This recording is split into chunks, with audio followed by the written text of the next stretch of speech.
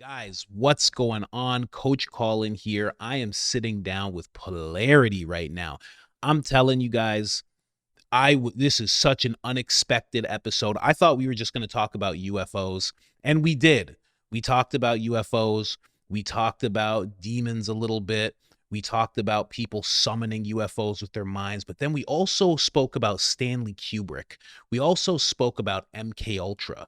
We also spoke about all the wild depravity happening in Hollywood. I mean, this guy, tinfoil Speedo on right away.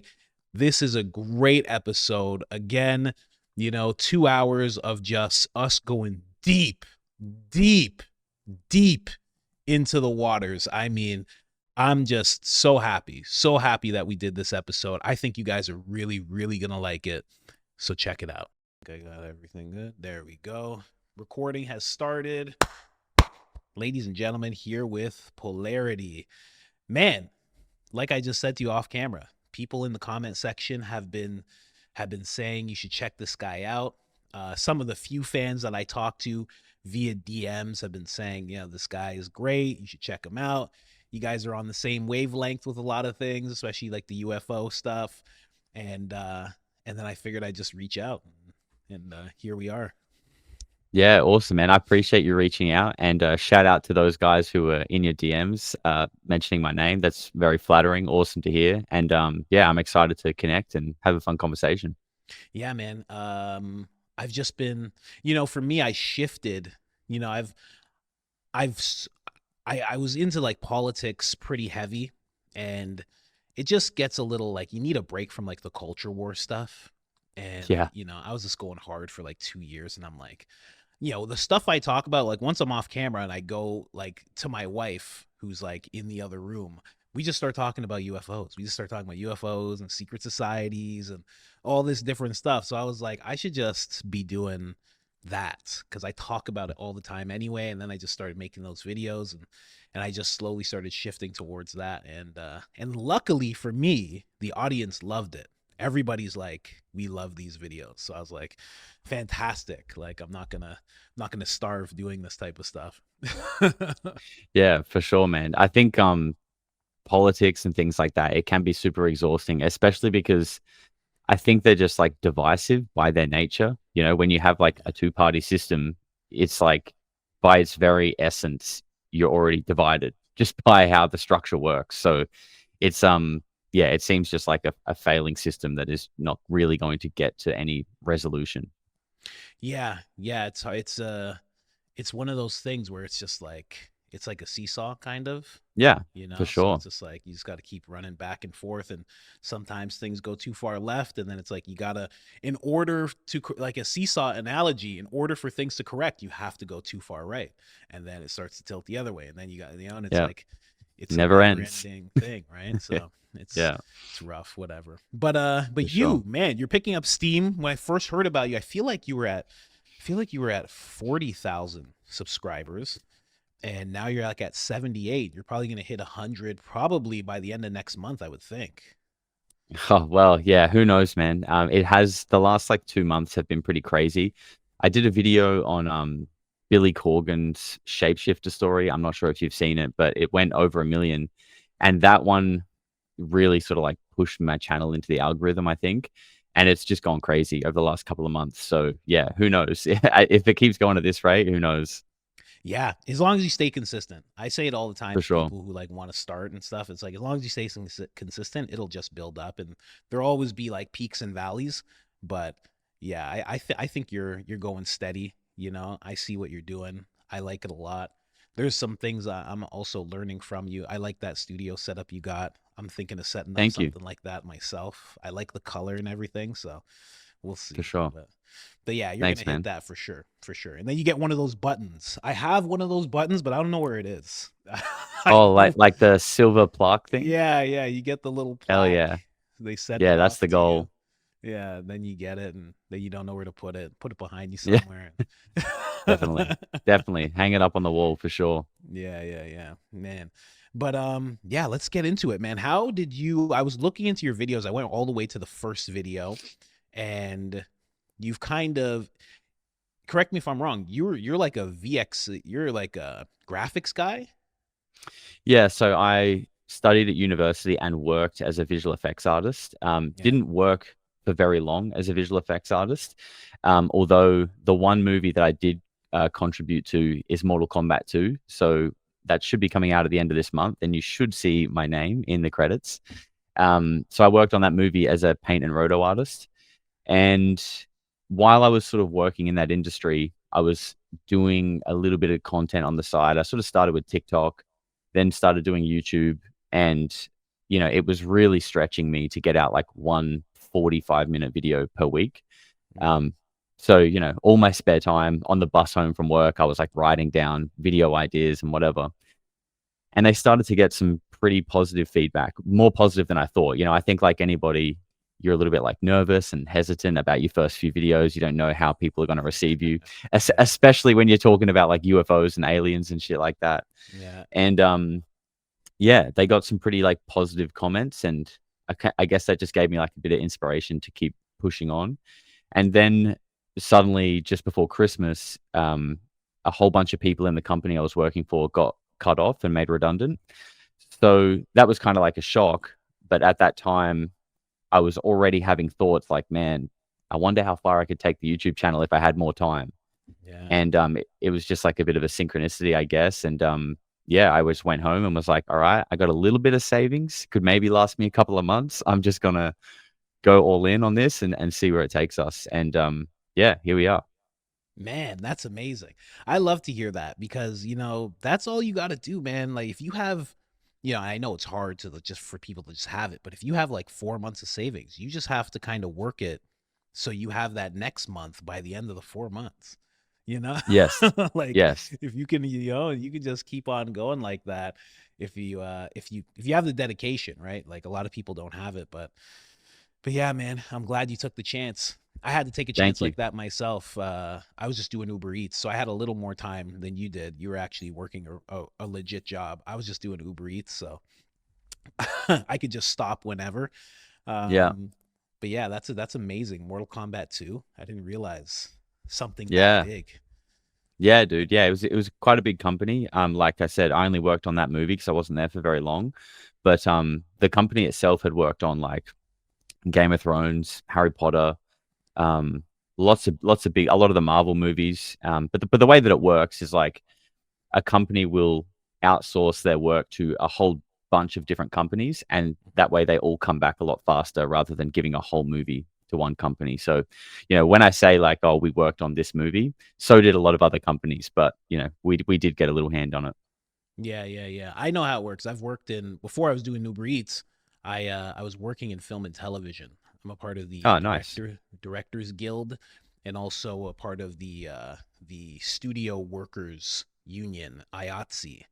And what we do is basically grip work and electric and set decoration and all that stuff. So that's what I was working before. But then 2020 hit, and you had to choose what you wanted to do when it came to Yeah. 2020, and I made my choice. I was like, I guess I'll do Uber Eats. And we'll see what Yeah. happens. Hey, it looks like it worked out pretty well. Yeah, yeah, that's the thing, right? Yeah, a lot of people they don't believe me when I tell them I can't work because they still send me messages and stuff. I'm like, oh, I can't do that movie because I'm doing this thing, and Yeah, and yeah. they're like, yeah, sure, okay, whatever, which is fine, which is fine. But yeah, man, let's get into the UFO stuff. The thing is, I think you just released this video. I might be wrong, but the starting of it, you were talking about something that I identify with a lot. I've had this same thought. And you're talking about whistleblowers not actually being whistleblowers. Hmm. And you were talking about how um like if you have to if you have to kind of form what you say, you have to take your notes from the Pentagon, then are you really a whistleblower at that point? Yeah. Yeah. It's a tough thing because, like, when you watch a lot of these people coming forward in Congress giving their testimony, especially, some of the recent guys, they do come across very compelling, and like you can see there's emotion in it. So, like, when I say that, I'm not trying to take away from the people coming forward or like attacking them, Mhm. but I'm just trying to help people like ask the questions and think critically that. yes, it's interesting and we should pay attention to what's going on here, but we also should consider the fact that like these people have kind of been cleared to say these things, and there are things that they still can't say and they won't say. So like what does that actually mean? Is this just a controlled rollout of like information that's been approved for us to hear, or I don't know, but I just think like I just like to ask the question about the things that get put on our screens, because if you look sort of through recent history, um, you know, a lot of the time it's not always in our best interest, or there's an ulterior motive. Yeah, yeah, especially when they come to you like everybody. I think a lot of people in the UFO community become very skeptical when the government's like, "We believe you, and guess what? We think it's interdimensional beings, and we have this, and we're talking about that." People become like, "Wow, if you're saying it, I don't know what to think anymore." And that's definitely the camp that I was in.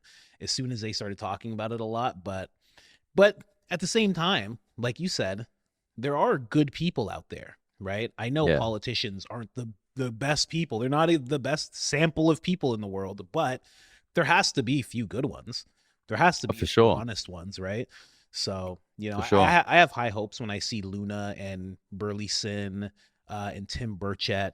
When I hear those Congress people when they're talking, I tend to, I think they're telling the truth, or at least they're telling you what they've been told.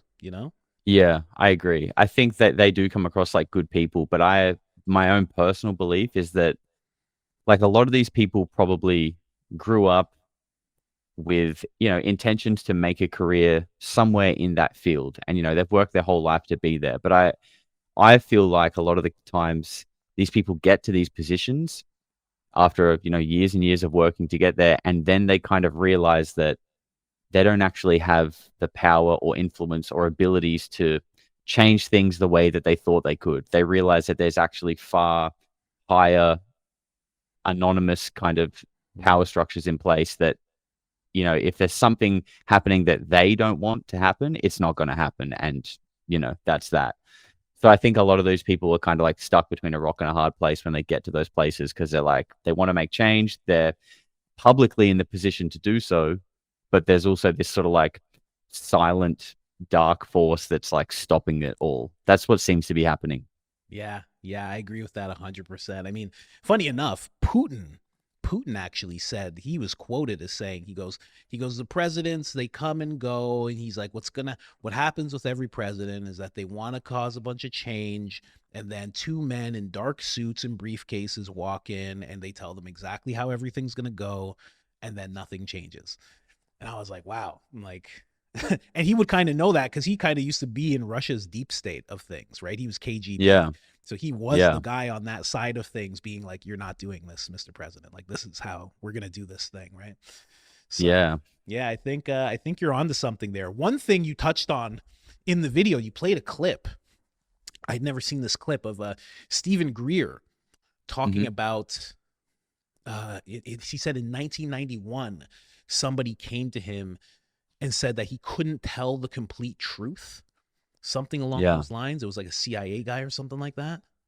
Yeah, yeah. I don't think he names who it was, but it was Yeah. early 90s. And this was on the Patrick Bet David podcast. And yeah, Oh, he said that you can't like don't tell the full truth, because it will just discredit you, because the actual truth, like the whole truth about what is really going on here, is just so much more wild than the narrative that's being given to the public, that no one would believe you. oh So man. it's interesting, and it kind of lines up with a lot of other things that other people have said as well. And it supports the idea that these whistleblowers are just telling us approved versions of what we can hear, because the truth is too wild and it's classified, and that it's just the actual truth just can't come out because it's too destabilizing. Yeah, yeah, yeah. I wonder what it can be. What it reminds me of? Like when you say that, Dave Chappelle one time was on stage and he was talking about Hollywood. He was talking about how Hmm. dark and scary Hollywood is. And he was talking about the people who get assaulted, by the dark characters, the Harveys and things like that. And he said, what if I told you that that wasn't even the worst of it? And in your Wow. head, you're like, but that's such a disgusting, terrible thing. Like that guy went to jail and this and that. Like, Yeah. what could be worse than that? And he doesn't go into Yeah. that. It seems like that's the truth he can't really talk about, but he Yeah. touches on it in a way that nobody else has in Hollywood. He goes, what if I told you that's not even the worst of it? And I always think of that. And I'm like, what else? Mm. Like, what could he be talking about? Yeah, dude, it makes you wonder. That the Billy Corgan video that I was talking about earlier that I did, kind of started on his story about seeing a shapeshifter, but it kind of ended in this like, what is really going on with like the control structures around Hollywood and politics. And I kind of related it to Epstein and trafficking, abuse, and it kind of ended up with like satanic ritual abuse as well. Like it became a pretty wild, like dark video. Yeah, But I for sure. wonder if that seems like, when you say what could be worse than, I guess, abuse in Hollywood, Yeah. the only thing that I can think of is that it has some kind of like dark, deep rooted, systemic, like ritualistic abuse to it. And it's like, with like interdimensional or satanic or something like that, like a dark force that accompanies with it. Because I mean, other than that, I don't know what else could be worse. Man, I was I was gonna wait in the podcast. Like I have like questions here, and I'm like, I'm gonna wait until I bring up stuff like that. But that's exactly what I think about that No, whole bro. thing. I think it We is can that go we can type of go all thing. in straight away. Yeah. I think it is exactly that. I think it's some weird stuff that that is ritualistic in nature, in that, whether it's satanic or they're just occultists, whatever it is, there is some kind of ritual. Because in my videos, I do a lot of the UFO stuff, but I also connect a lot of it to the occult, and Yeah. it makes it so I have to learn a lot about that stuff, Yeah. the people who are involved, the good people, the bad people, etc. And Hollywood is tied up in that beyond belief. I mean, Yeah. everything they do. You know, how deep do we want to go here? But, every huge celebrity that you see, they tend to lose somebody close to them. Always. Yeah. It's how I've it heard about always that. works, you know? Mm. So, like, there's Almost like something it's a to that. sacrifice. Yes, exactly. Mm. Exactly. And it's bar none. There's not one that you can find that hasn't had that thing happen. Megastar, any megastar you see, and this goes for Hollywood and music artists, of course, music artists even more so. And, I always tell my audience, put on your tinfoil Speedo whenever I go deep into these things, because, the tinfoil hat won't do in 2025. Things have gotten Need the way too out of hand. you need the tinfoil morph suit. Yeah, exactly. But yeah, I think there's something going on in that respect. Because again, what else could he be talking about, right? There's also too many people talking about it, I think. Like Yeah. there's too many accounts from individual people that relate to not just like child abuse, but like this satanic ritual side of it, and that it's deep running almost in like a gatekeeping sense. Like you can't get to a certain level of influence and fame without being intercepted and given like an ultimatum. Like if you want Yes. your career to continue, you have to become controllable. um I don't know if you saw recently this rapper called Lil Tony spoke about this. Did you Yeah, see that clip? I made a video about that too. Yeah, I saw you did too. Yeah, yeah, I covered that. And there was one thing specifically he was saying afterwards that made a lot of sense to me. And it was that, if you've got a control structure in place that runs everything, anything that could pop up that could develop influence and build a, army in a sense that could become a threat to your existing power structure, like it's bad business if you don't control that. Like if you think of it from a business perspective, you got to look out for your business and the survival of it. Well, if you see something coming up that could be a threat, you intervene and you make sure you handle that. Like it's from a business perspective, it makes total sense. From Yeah. a human lens, it's kind of sad and confronting, but it does make sense. Yeah, yeah. I fully believe that's what's going on. I mean, as much as there's comedians that I love and, artists that I love, it seems like they're all involved. Like, I don't know if you know, like George Carlin, he has that famous quote. He's like, it's a big club and you ain't in it. Yeah, I've he's heard like, that quote. Yeah. yeah, yeah. He's talks about it just being this huge club, and when you really look at it, when you look into the symbolism, because that's where the occult really the occult really shows itself in the symbolism. When you look into the symbolism that they're using in hip hop and that they've used in rock and roll, you see it all over. And you'll see it with the biggest people. You'll even see, like, I'm a Christian. You even see it with some priests, like some mega pastors that have like those huge venues that are just ridiculous, like Mm. stadiums. You see them doing the same type of hand gestures and symbolism and all sorts of weird stuff, man. So it just makes you wonder. Like, yeah, I talked to my friend. He's a comedian, and he's been at it for like almost 20 years. And he ran off to like, he's like studying like Orthodox Christianity somewhere in Europe, like in a small town where he has to like make all his, he has to farm and stuff, like completely Gone changed Amish. guy. Yeah, basically. Like they did a pilgrimage, for 100 miles to go to some church and worship on a certain day. Like it's like that deep, like the Wow. place that he went to. And every time we have a conversation about this stuff, we're always like, there's no one to look up to. Because when you first start, because I do stand up, right? When you first start, there's so many people you look up to, and then you start to realize there's really no one to look up to. There's really nobody. Like In the sense of like you're looking up to someone who really is like a good person and role model. Is that what you mean? well, if you knew, if I always say this to people, if you knew what these celebrities and these artists had to do to get into the Mm. positions that they're in, you would not look up to them. Yeah. You would look down on them. You'd feel sad for them. They wouldn't be someone that you'd want to aspire to be like. Yeah. It's sad. The only one that I'm Yeah. clinging to is Rogan. But like, like I've done videos about him, and I'm like, I don't know. I hope he's not. I hope, but you Yeah. gotta. It's a big club. Why wouldn't one of the biggest guys be in the club? It's hard. Yeah.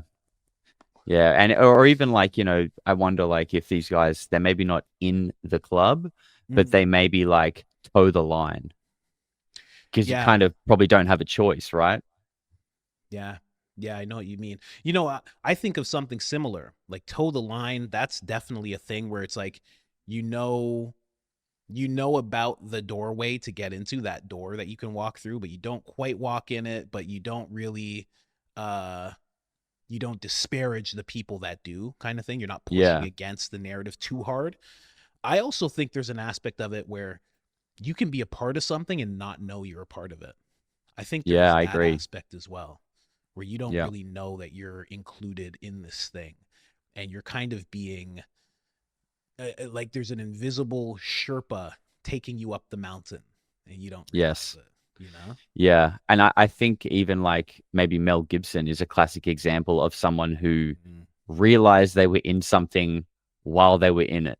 And I think there's probably other examples as well. Maybe like Jim Carrey, I think is maybe a good example. Like you kind mm, of, these people kind of come up so quickly and they're surrounded by all the lights and the fame. And then when the dust settles, they're kind of like, hang on a second. yeah, There's something weird going on here. yeah, yeah, and then they have to toe the line. So it's like Yes. exactly what we just said. Mel's a perfect example, because it's like you wake up to it, you see everything, right, and then you're just like, okay, I'm not gonna minus myself. I'm still gonna make movies, but I'm gonna make one about Jesus Christ. Like that's the movie I'm gonna make and take all the time to make. And then I'm gonna make another one that takes me 7 years, and I'm gonna make that one as well. So you're Mm, not you're not you're not pushing against the agenda, but you're just making something that they don't like, right? yeah.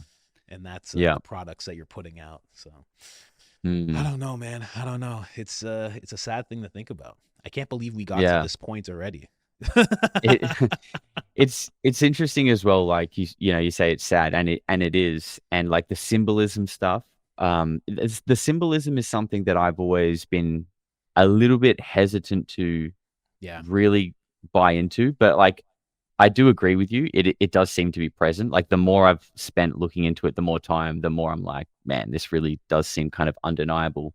But Hmm. one thing that I always do kind of catch myself on, for example, is like you know, people like let's just use like this symbol, right? People go like Yes. that's a demonic symbol. Yes. People like I've heard people say things like, oh, he like metal concerts are just devil worshipping loosh farms. Like everyone Yeah. there, like they don't realize they're a part of this thing Mhm. that's really just like a satanic ritual, essentially, right? People Yeah. think things like that.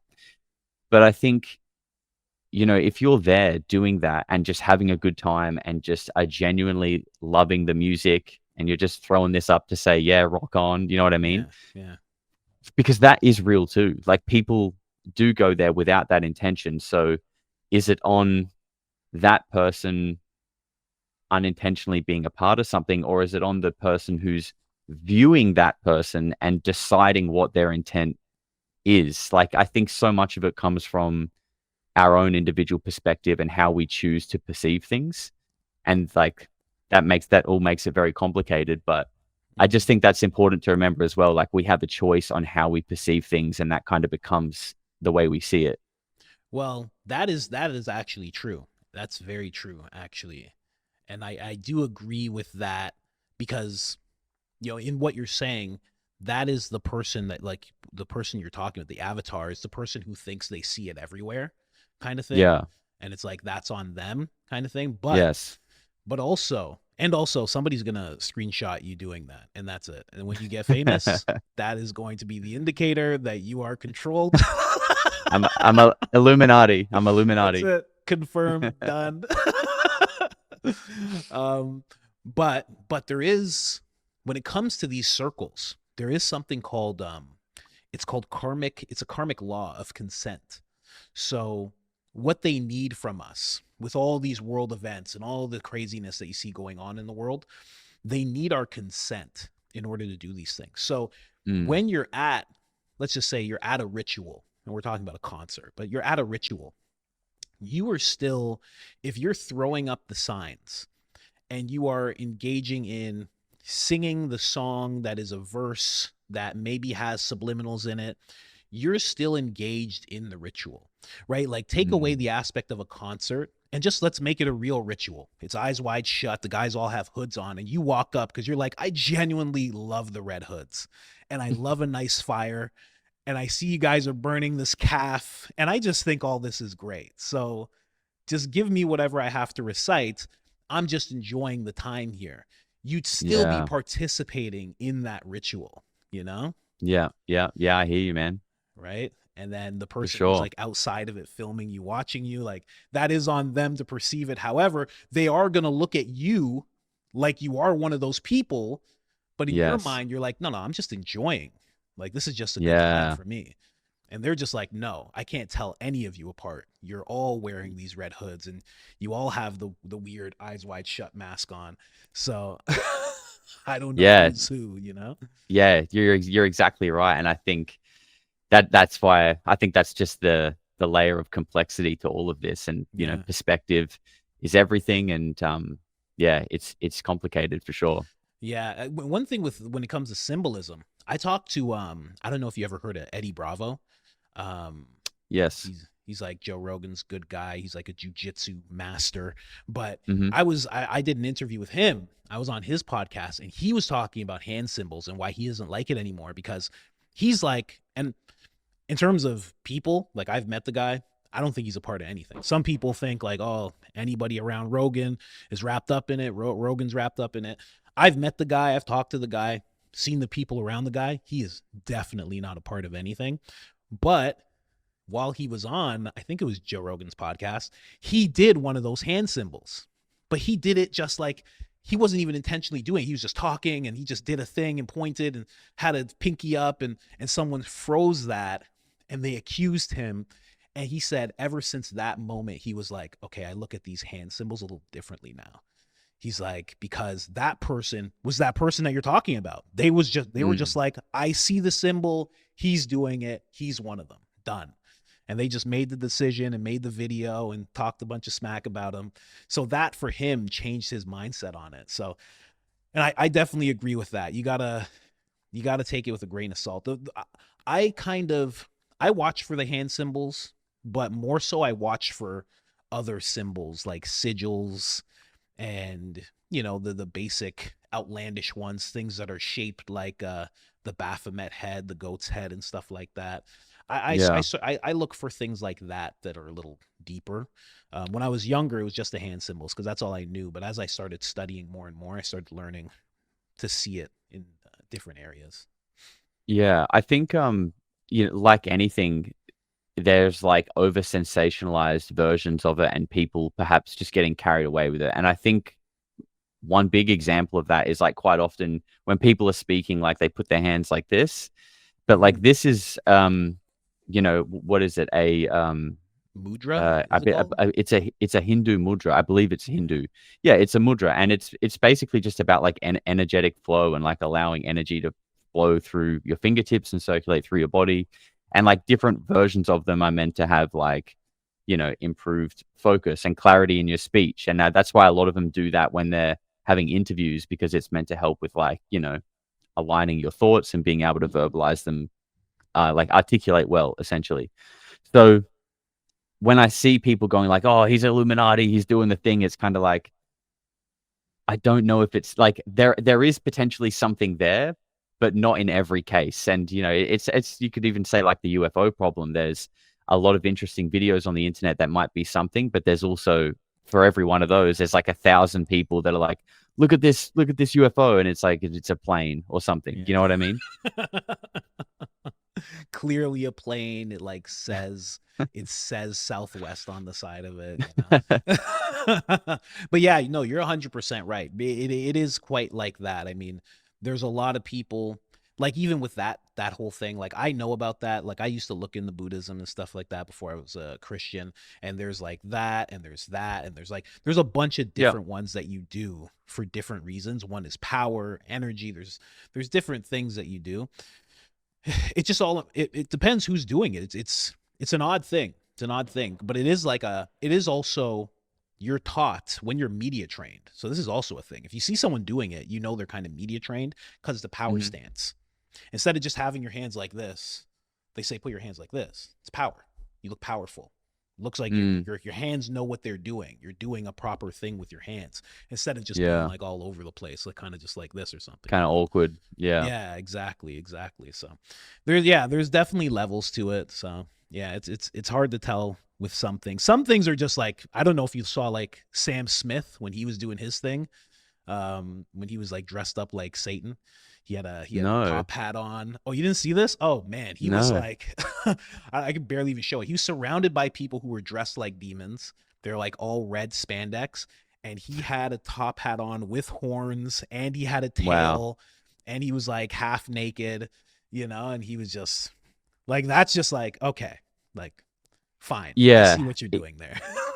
Yeah, and you know, it's for me, I think it's like, you know, you people can pick at like specific symbols and people and hand signs and whatever, but I think when you just kind of zoom out and you generally just take like an overview of like the kind of themes that are recurring in like film clips and movies and things like that, like they generally are like if we to just put it simple as like light and dark, they're generally always very dark. Like you rarely have any sort of media that's like you know, championing Christianity or trying to spread like love and positive messages and or if it is, it's not ever widely spoken about or accepted. It's always these sort of like weird Lady Gaga ritualistic performances that are like Yeah, blown up out of proportion, which is like yeah. why? That must be a conscious choice at some level.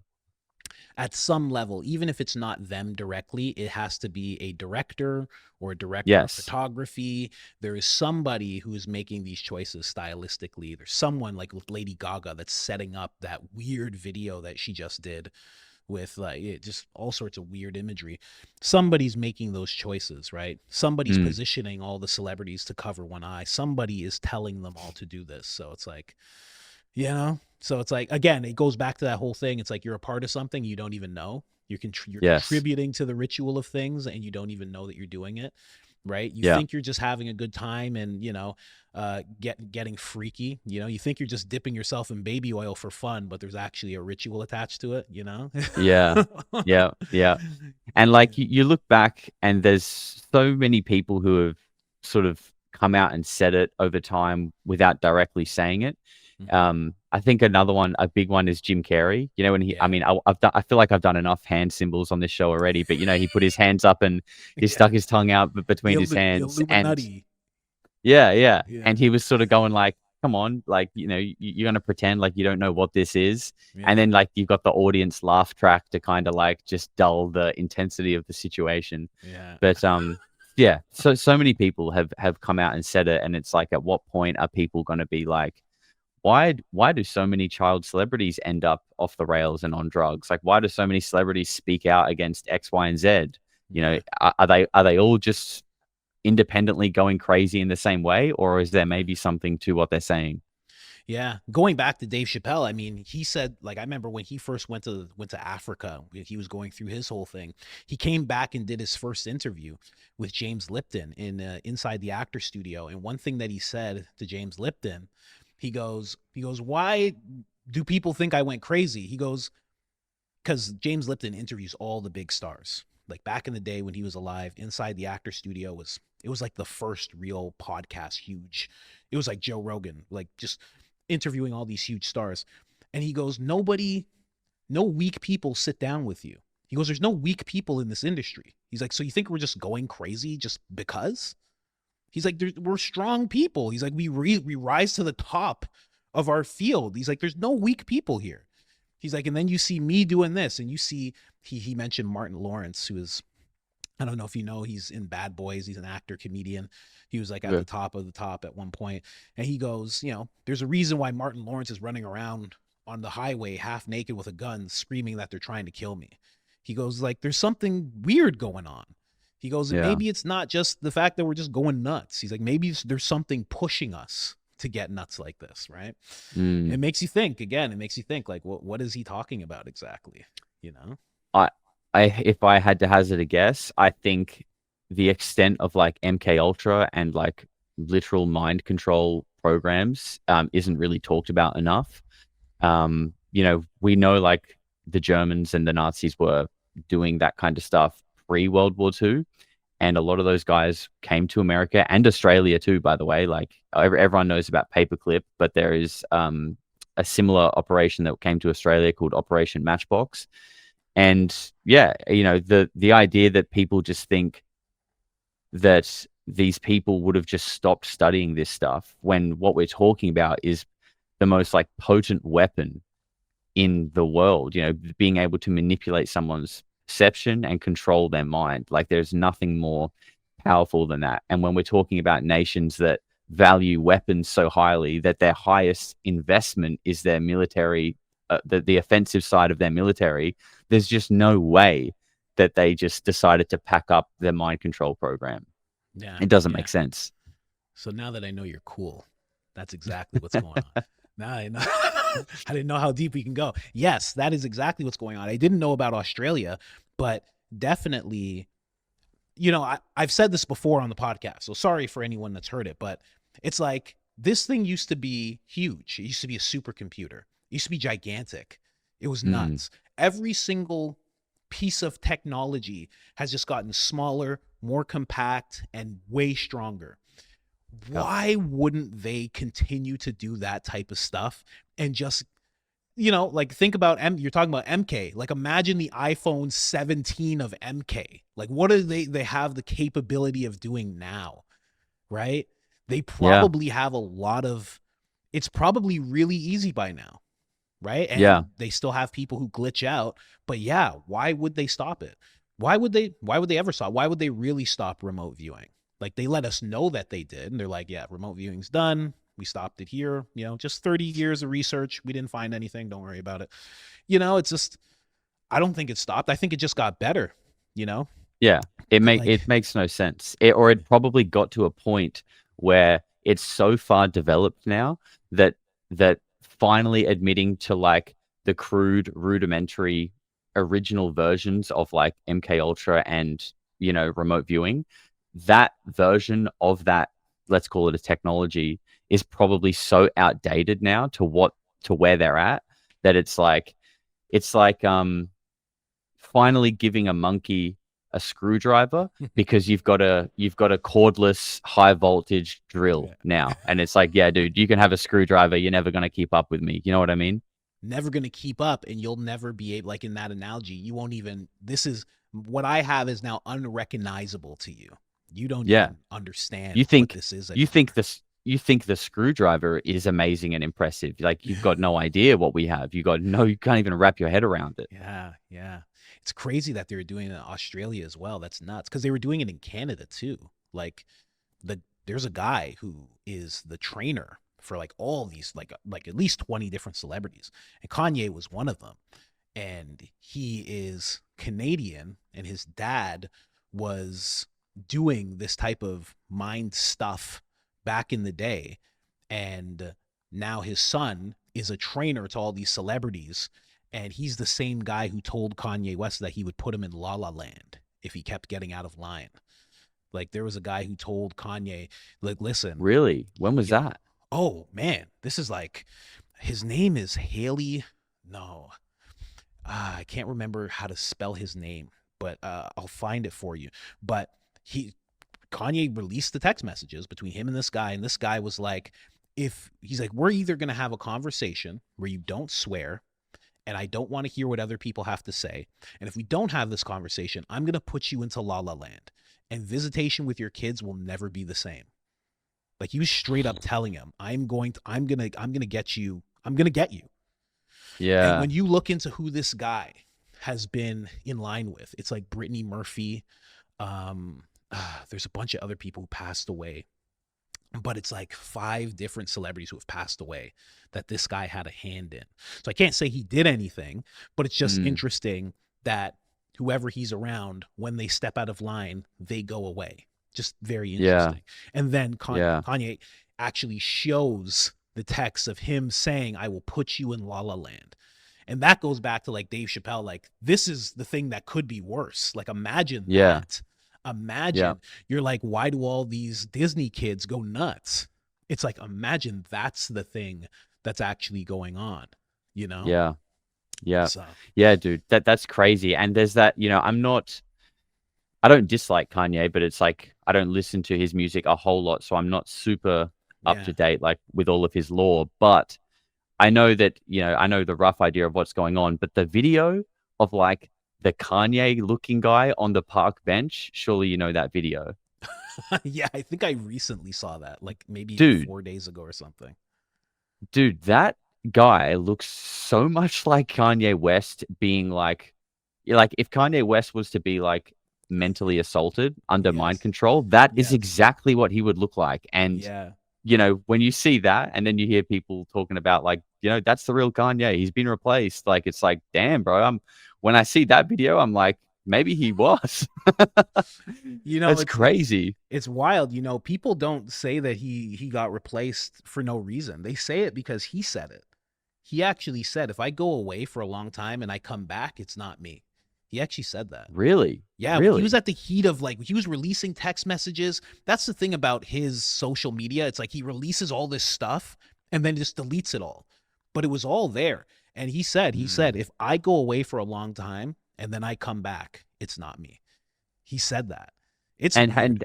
Has he sort of disappeared for a little while? He did. I feel like he did. After Yeah. he said that, I think it was maybe months later, he did disappear for a while and then he came back. Yeah, it's weird. It's weird. And it's people, if you look into it, right? This is like the stuff that I never talk about. If you look into it, you can find pictures of him next to Little Uzi Vert. Okay. And Little Uzi's not Hmm. wearing like platform shoes or anything crazy. So Little Uzi's a small guy. He's like 5'4", right? He's real small. And Jay-Z's like pretty tall. He's like 6'2". And you see a picture of Kanye standing next to Lil Uzi, and they look like they're the same height. And this is not like playing with angles like cameras can. This is just a straight on picture with them standing beside each other. And Kanye's Hmm. like an inch and a half taller than Uzi. And then there's another picture of him back in the day standing next to Jay-Z at an awards show. And he's like an inch shorter than Jay-Z. So it's like, is he 5'7" or is he 6 foot? You know, Yeah. it's very Yeah. weird. It's very, very weird. It's like he turned into a smaller guy. And sometimes you'll see him and he's tall, and sometimes you'll see him and he's small. And then, okay, this is where it gets a little squirrely. I don't know if you ever heard of Orlando Brown. Orlando Brown is like this. He was in a show called That's So Raven, and he kind of just went I know nuts. the show. Yeah. Yeah. So he was like he was like the co-star, the young black kid, and he's grown up now, and he kind of just does these wild interviews where he says the craziest things. But there's always this truth. So he talks about everything that we've talked about, and he says that he's gone through it. A lot of people call him Interesting. crazy, but then he What was his says name again? Orlando Brown. Yeah, you'll see a bunch of weird interviews with him. And Yeah, I'll have to check it out. he actually said randomly, he's like, you guys know there's two Kanyes? He goes, there's two Kanyes fighting over which one's going to be Kanye. He's like, you guys don't know. He's like, one of them's small, one of them's big. But he says so much craziness that it kind of just went over everybody's head. But I looked into it and I was like, there's two different sides. Damn. This is what I'm doing. When That's I'm not making videos, I'm going into stupid rabbit holes. no, dude. It's so interesting though, because I mean, I'm totally open to it. I like, look at Britney Spears. Like, what the hell has happened to Britney Spears? Like, Yeah. that has to be a prime example of like Yes. MK Ultra related abuse, and she's not the only one. And so how much smoke does there need to be all over the place until people start going, okay, maybe there's a fire. Exactly. Exactly. Yeah, and who knows how many people have to see. I mean, yeah, it's weird because yeah, when you see her nowadays, when you see the random posts that are just so wild, So um, out there. it's like she's glitching. It's like a human version of like something glitching out. Like she doesn't Yeah. quite make sense, and the eyes look sad and kind of lifeless, and it's just none of it makes sense when you see her. And yeah, I And think it's a prime example of what you're saying. yeah, and you're right. It is kind of like glitching, and that kind of is what like the MK Ultra Monarch stuff does, at least from what I've heard. It's like, Yeah. for lack of a better term, this technology almost can install personalities that perhaps behave in certain ways in people, and Hmm. that's done through like trauma and abuse. But these personalities are able to be triggered with things. So like as you're installing this personality and like through this trauma, you know, just for a silly example, you might include like a blue drink bottle when you're Mm. putting this person through trauma. And Mm. the way it works is like, you can elicit this type of personality or this type of person by just triggering them by showing a blue drink bottle, and now that Yes. that version kind of kicks in. And it Yeah. does feel like that's what we get sometimes with Britney Spears and others. Tila Tequila is an example of a few years Oh ago as man. well. Yeah. These people just seem to suddenly like shift into this like off the rails wild Yeah. version. And it's um almost like, a lot of people who are like into this world of things, they say that the brand has expired. When the brand expires is when all of a sudden this stuff happens to them and they kind of just glitch out. It's what do very you mean by weird. the brand? Like like they're a celebrity and their brand is done. Like there's no more Right. Yep. touring. They can't be purged for any more money, any Yeah. more anything, So their Yeah. brand is just done, and then you just see them kind of fall apart. Yeah. MK Ultra, like you were just talking about uh people's personalities and everything being triggered. Eyes Wide Shut. Do you know the scene? Have you ever seen I it? haven't seen it, man. No, Oh it's my been on my God, you list. haven't seen it. I Oh know, my dude. I God. need to watch it. I need to Okay, watch it. well, for people who have seen it, and when you do see it, there's a scene I where, know what it's about though. yeah, there's a scene where Nicole Kidman, who's Tom Cruise's wife, and then actually is Tom Cruise's wife in real life at the same time. It's weird. But there's a scene where she is engaged in activity with an admiral, like this high level military person, right? He's in his like suit. And for her, it's a nightmare. She thinks she just had a nightmare about being, intertwined, copulating with this guy. Um, but in reality, what Kubrick was trying to show was MK Ultra, because she had a personality that would trigger, and then she would be this type of I don't know, lady of the night, Epstein esque type of girl, right? I'm like Hmm. dancing around words here, but she would become that, do things with these high up people, and then not remember it, and then kind of get flashes of it, which she then took as being a nightmare. But in reality, It was actual things she was doing. So when you watch the movie, she'll have a nightmare about this guy. It's a dream, but in reality, it actually happened.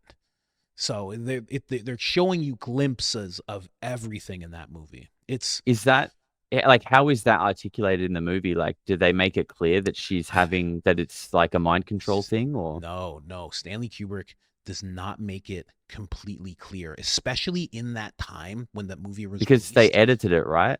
Well, they edited it, but also it's just when Stanley would do things, it was so subtle. It was such a class of filmmaking. You know, Martin Scorsese famously says, like, when Kubrick would make a movie, we all sit down and learn. There's no critiquing, there's no comparing. Like, we just sit down and it's classes in session, Wow. basically. And he doesn't make it, he's not putting it out there. He's just showing you this thing. And at that time, I believe it was 1999 when they released it. At that time, that was not talked about. If you saw Mm. that today in a movie, you could make that connection because of everything we know. But at that time, when people saw that, they had no idea what they were looking at. They didn't understand at all. To have this room with people in cloaks, none of it made sense. People were like, what the hell is this movie? It Yeah. wasn't like everybody was like, this is the craziest thing. People were like, what is this? Like, this is another thing that Kubrick just went off with. But Yeah. but now that we know so much, you can see that's what's happening. So the way that it's conveyed in the movie is, I'm pretty sure, I haven't seen it in a while, but she is sleeping with Tom. They're in bed, and she has like this flash. She's having like these flashes, and she's having like a nightmare, and she's having this memory of being with this guy who's like, he's like an admiral. He has like all the decorations and stuff, and he's like, taking advantage of her, basically. and then she wakes up, and it just feels like a scary thing. But in reality, what he's conveying is that she's having a memory that she It's a doesn't know about. flashback. And Yeah. that's why, and, you haven't seen it. I gotta tell you, still, I gotta say it for the people listening, No, because yeah, go ahead. everybody else has seen it, man. Yeah. This is a me problem. It came out in 1999. It's a me problem. but at the end, they have a kid. Tom and Nicole Kidman, they have a kid, and they're in a toy store, and they're kind of just looking around, and then two men walk up, and the kid, their daughter, walks away with the men, and you can see that what he's conveying is that she is going to be one of those as well. It's showing this little theme throughout the movie where you see Nicole Kidman is having these flashes. There's a scene there's this weird scene where this guy stumbles on to his daughter, and she is engaged with two guys, and he's very mad, but he doesn't fight the guys or hurt the guys. And what the movie kind of implies is that he started allowing it to happen. Right? He was mad at first, but then he started allowing it to happen. And then the last thing, because things happen in threes, is that Tom Cruise and Nicole Kidman's kid walk off with these two men, and you can see that that is what's about to happen with her as well. She is going to be put under the same mind control type of thing that her mother has been a part of, and what you see throughout the movie, because Tom Cruise ends up getting one of these girls that's in the whole ritual. He gets her killed, basically. He basically infiltrates, and then this girl who's like one of their girls is like, she's like, I'll take this. I'll take one for the team. Get rid of me and leave him alone. He's not really supposed to be here. He doesn't know what he stumbled into. Take me instead. So they take her, they get rid of her. And you can see at the end, because the whole time this unknown entity, this dark force of people are following Tom Cruise around. They're following him around. They're putting pressure little by little. His high up friends are telling him, like, you don't know what you're messing with. Like, you leave this alone. Like, you don't know what you're messing with. And at the end, you're seeing that it's kind of like an eye for an eye. We've lost one of ours, and now we're taking your girl, your little girl. It's very, very weird. There's so many people who interpret this whole movie because that's what you do with Stanley Kubrick stuff. But Yeah. yeah, it's really, really weird, man. Really, Yeah. I didn't pick up on that last part in the movie until like a few years ago. Like, It's wild, that movie. Interesting. Yeah, I definitely need to watch it. And it sounds like from what you've said as well, like and how you said before that as time goes on and we learn more about these things, we can start to draw more connections when we look back on this sort of stuff. It sounds a lot like what we do here is that this a lot of the times these kids, some of these child stars in Hollywood, but even just in these like, satanic ritual abuse families, like it's systemic, it's hereditary, they're born into it. Their Yes. mum or their nana like oversees them being abused and is okay with it, and that's because that's how they grew up, and it's just Mhm. like a lineage that's been going for a long, long time. Yeah. Yeah, man. Yeah, you're 100% right. I mean, I even to what you just said, I think that's why some celebrities don't have kids. You're like, "Oh, she's Yeah, beautiful, like she should like why doesn't she have kids?" I always think in my mind I'm like, "Cuz she doesn't want the kid to be born into what she's into right now." that That's would what make sense. I always think that in my mind cuz I'm like, "Why doesn't Jennifer Aniston have a kid? She should have 5 kids." She should have 5 Yeah, kids with a blonde, blue-eyed senator. I'm like, well, what happened? You know what I mean? yeah, Like, she should have been did that, or that's for why you sure. see so many of them actually adopt, right? Yes, Um, that's that my too. thought process on it. So yeah, yeah, and to what you said, you brought up something that a lot of people don't know is that the movie was edited, like edited Yeah, a crazy amount apparently. You know, some people might know this, some people might not. Stanley Kubrick, if you watch like his documentaries, he always had an agreement with the studio that they weren't allowed to edit anything that he's done. Like when it's done, and you don't touch it, no matter how you feel about it. He had this interesting. agreement because he was Stanley Kubrick. He was the best. So they were like, fine, no problem. He made Eyes Wide Shut. He finishes it, and then he dies like maybe a couple days later, Mm, 2 days after he finishes it. They cut yeah, out a 20-minute chunk of the movie, and then they put the movie out. So they broke the contract, but he wasn't alive for them to say anything. So yeah. the movie that we got is not there's something missing. And I so go ahead, go ahead. I was just going to say because I have read a bit about the movie and the whole sort of conspiracy and the themes of it, and I've seen people speculating that a lot of Kubrick movies, and I haven't seen a lot of movies in general, so I can't comment myself, but that a lot of Kubrick movies would usually have like a narration running through the movie, and that this movie Yes. doesn't, and that this movie is almost kind of like so open to interpretation and vague because it's missing the leading narrative of like what is actually going on. Oh my gosh. Yes. Yes, that's what I was going to say. Yeah, you're 100% right. And Joe Rogan was interviewing, it was Quentin Tarantino, and I think this guy's name was like Randall or something like that. It was another director. It was like him and Quentin have been good friends. They do everything together. And he said this exact thing. He said, this movie, he's like, because he's a film guy, right? He's like, this movie is not finished. It's not proper. He's like, they took away the narration. That's exactly what he said.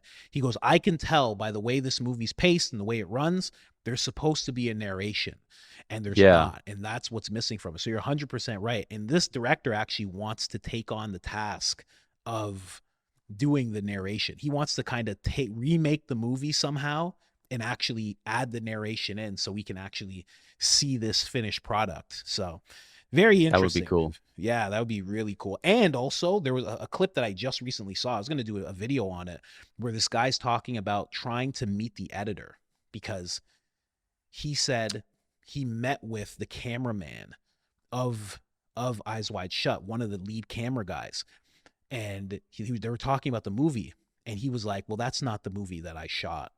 He goes, that movie that we shot, he's like, I was in New York shooting for that movie for 4 years. He goes, there was barely anything that I shot in that movie. So it's like Wow. whoever that guy was, he saw, there's a bunch of people involved in that movie. They saw what that movie was supposed to be. They saw Yeah. those parts that are missing. They were a part of that, and now everybody's just kind of radio silent on the whole thing, you know? Yeah. Yeah. It's a Yeah. weird one for sure. Really weird, man. Really weird. So what do you think about getting back to the UFO stuff? Kind of UFO, kind of occult kind of thing. What do you think about the people who are summoning UFOs with their minds, with psychic abilities? Yeah, dude. I don't know. It's an interesting expansion to the whole disclosure process. Like I was talking to someone recently, and was sort of saying how, like, when Jake Barber came out at the start of this year with his interview, it seemed like that was the opening scene to the whole like psionic summoning, this whole like consciousness connection Mhm. aspect to this rollout of information, and it's been very much sort of in that realm since then. It's Yeah. I don't know, man. Like I watched Jake Barber, and he comes across as genuine, yeah, I can't really fault him. But a part of me wonders if, like, if because this is all allowed to be coming out, otherwise it wouldn't be, Mm. and the control structures that seem to exist don't seem to have our best interests at heart. I can't help but at least wonder if, like, are these people who are summoning orbs, like, are they also a part of a ritual unknowingly, or thinking that they're doing something good, but they're actually doing something more in line with like demonic or dark? Yeah. I don't know. I'm very sort of cautious with it. I don't know if you've seen the video on my channel. It's kind of old, but I had my own experience, like with, I guess, summoning an orb. Really? Um, yeah, yeah. So, I've been a UFO guy for like the best part of 20 years. Wow. I've been very, very interested in this topic, right? I've seen a few things in the sky that were like anomalous, weird. It definitely don't know what it was, but like I've never seen like a craft or a UFO or an alien or anything crazy like that. But because of that, every time I go outside, I always look up. Like it's just a habit for me. I love looking up at the stars in the sky. You never hardly ever see anything, right? It's just obviously. So I was out at the park one time with my dog, just throwing the ball. I was sitting on a bench, and I started to sort of just do CE5, like I guess would be the best way you could call it. I was just sitting on the bench. I would sort of throw the ball for my dog, and she'd go off for a couple of minutes with the ball. And in those couple of minutes, I was just kind of like closing my eyes and just, no specific process, but just kind of putting out like the intention of like, if anything wants to show itself, it's like an open invite, just open intention. Hmm. And opened my eyes straight away, looked up, nothing was there, whatever, threw the ball, did it again, and then looked up, and there was like this orange orb there. And I've got the video of it on my channel, and it kind of like just kind of comes past this way and then goes out until it just kind of vanishes. Now it could have gone maybe through a cloud, or Hmm. it just got so far away that it became non-visible, or it just like turned off or dematerialized. But the whole time I was watching it, it felt far closer than stars. Like it was visibly closer than stars, and it was solid. It was orange, and it was just like a ball shape. Now I've gone back to the same spot and tried to do it again. Nothing happened. So I don't know if it was a coincidence. I don't know if because because the first time I did it, I really had no expectation. I was just kind of doing it for like, see what happens. But Yeah. then that happened, and I was like, whoa, like that that was something weird because it's never happened before. And but I've tried to do it since, and nothing's happened. So I don't know if like there's some kind of subconscious like expectation now that like I'm ruining it, or Man, maybe who knows. But that was like a pretty weird experience for sure. that's wild. So you saw this orange orb. What did it look like? Did it look like fire? Like, did it look like it had some kind of like physical to it, like, or just energy? Um, well, look, you said you've pre-recorded this. You're going to be pre-recording and editing this. I can Yeah. probably chuck the clip in StreamYard if you want to play it for your show, or Yeah. I could Yeah. just Yeah. describe it. It's up to you. Well, I It won't take me mean, too long. yeah. Well, the thing is, if you have a video of it, you said there's a video on your channel already. Yeah, so there's a video on my channel of me kind of walking down to the park, explaining the experience and trying to point out like where I was and what happened. And then I overlay the footage as well to try and like give you like a perspective of like where I'm standing and like where that footage kind of lines up. Why do you That's have what the I did. footage? Do you have the footage like nearby, like right now? Um, I've got the raw footage of like just this thing I took from my phone, but I've Okay. got an actual like breakdown explanation on my channel. Okay, I'll try and splice it in. That's what I'm gonna try and do because that's Okay, very sweet. interesting. Yeah. I wanna see it because that's very Yeah. interesting. I'll, Oh I'll man, link you that afterwards. But yeah, yeah, it yeah, just yeah. looked like a glowing orange ball, and I've looked back at it a few times to think, like was that a plane light? And I was just confused. Hmm. But when I look at this thing, man, it is solid light. It doesn't flicker, it doesn't change, it doesn't go on or off. It is just orange, and the pace that it moves, the Hmm. whole thing went for about a minute and a half from memory. Um, to go from where I saw it to where it disappeared, it's moving at like a pretty reasonable pace. And yeah, um, I don't know how to explain it other than it definitely didn't seem like a plane to me. There was no noise. And, out of all the times, yeah, like I said, I look up all the time. The one time, the first time that I actually tried to do any kind of like CE5 type meditation, invitation, Yeah. I look up and I saw something. So, the odds of that being a coincidence are pretty low, I think. Yeah, yeah, yeah, very low, very, very low. And it's funny because what you're describing, I forget what his first name is, but he was in the recent disclosure congressional hearing about disclosure, Nusatelli. He Yeah. said something about how he said it seems like these things perform for you. He's like, it seems like when you see them, they see you, and then they kind of perform for you. That's why they come to you and they're around you, and then they go up and they're kind of doing it because you're kind of, I don't know, connected to them for that moment. Yeah.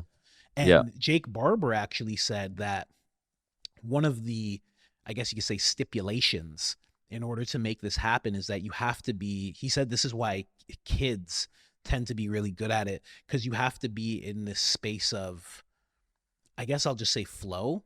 And the fact that you were playing catch, when you're playing catch, you're actually in quite a bit of flow because you're kind of just concentrated on just doing the thing, and your God Hmm. comes, and you're in this like pattern where you're just really not thinking. And Yeah. then all of a sudden you're just like, hey, if you want to, if you know, and then you look up and you see something, you kind of hit the marks, right? Jake Barber also says you can't be horny, and you playing catch with your dog, you probably weren't horny, right? So, uh, No. so you're hitting everything on the head perfectly. Yeah, Yeah. that's very interesting, man. And, Very it interesting. that kind of reinforces how I felt because like when I did it the second time and it didn't happen, for me, it didn't write off my first experience as fake or something. For me, I was like, I can tell that I'm subconsciously in a different mindset now Hmm. because I did it one time without really, it was just off the cuff on a whim. And the experience was like, oh my God, like I was like, got my phone out. I was like, holy shit, like I can't believe I'm Yeah, seeing this. And because it kind of gave me that jolt of excitement and like, wow, I can't help but when I go to do it again, there's this thing like, is it going to happen again? Are we going to see it again? Like I'm not in that flow. I'm in this like excitement state that's hard to like push away because you don't know, it's different. yeah, yeah, yeah, yeah. It's hard to replicate that first time kind of thing. Yeah, That's absolutely. very interesting. But I your experience seems very genuine. I do think that when these guys get together, you're talking about like some kind of ritual. They are engaged in a séance. If Mm, you look up what a séance actually is, just the bare bones of the word, it is just meeting with this intention in a ritual type setting. So they are, and they've even called it like a summoning séance. Jake Barber was there, Grush was there, and they had this little meeting of like maybe 100 people, and then they went out into the place and tried to do it.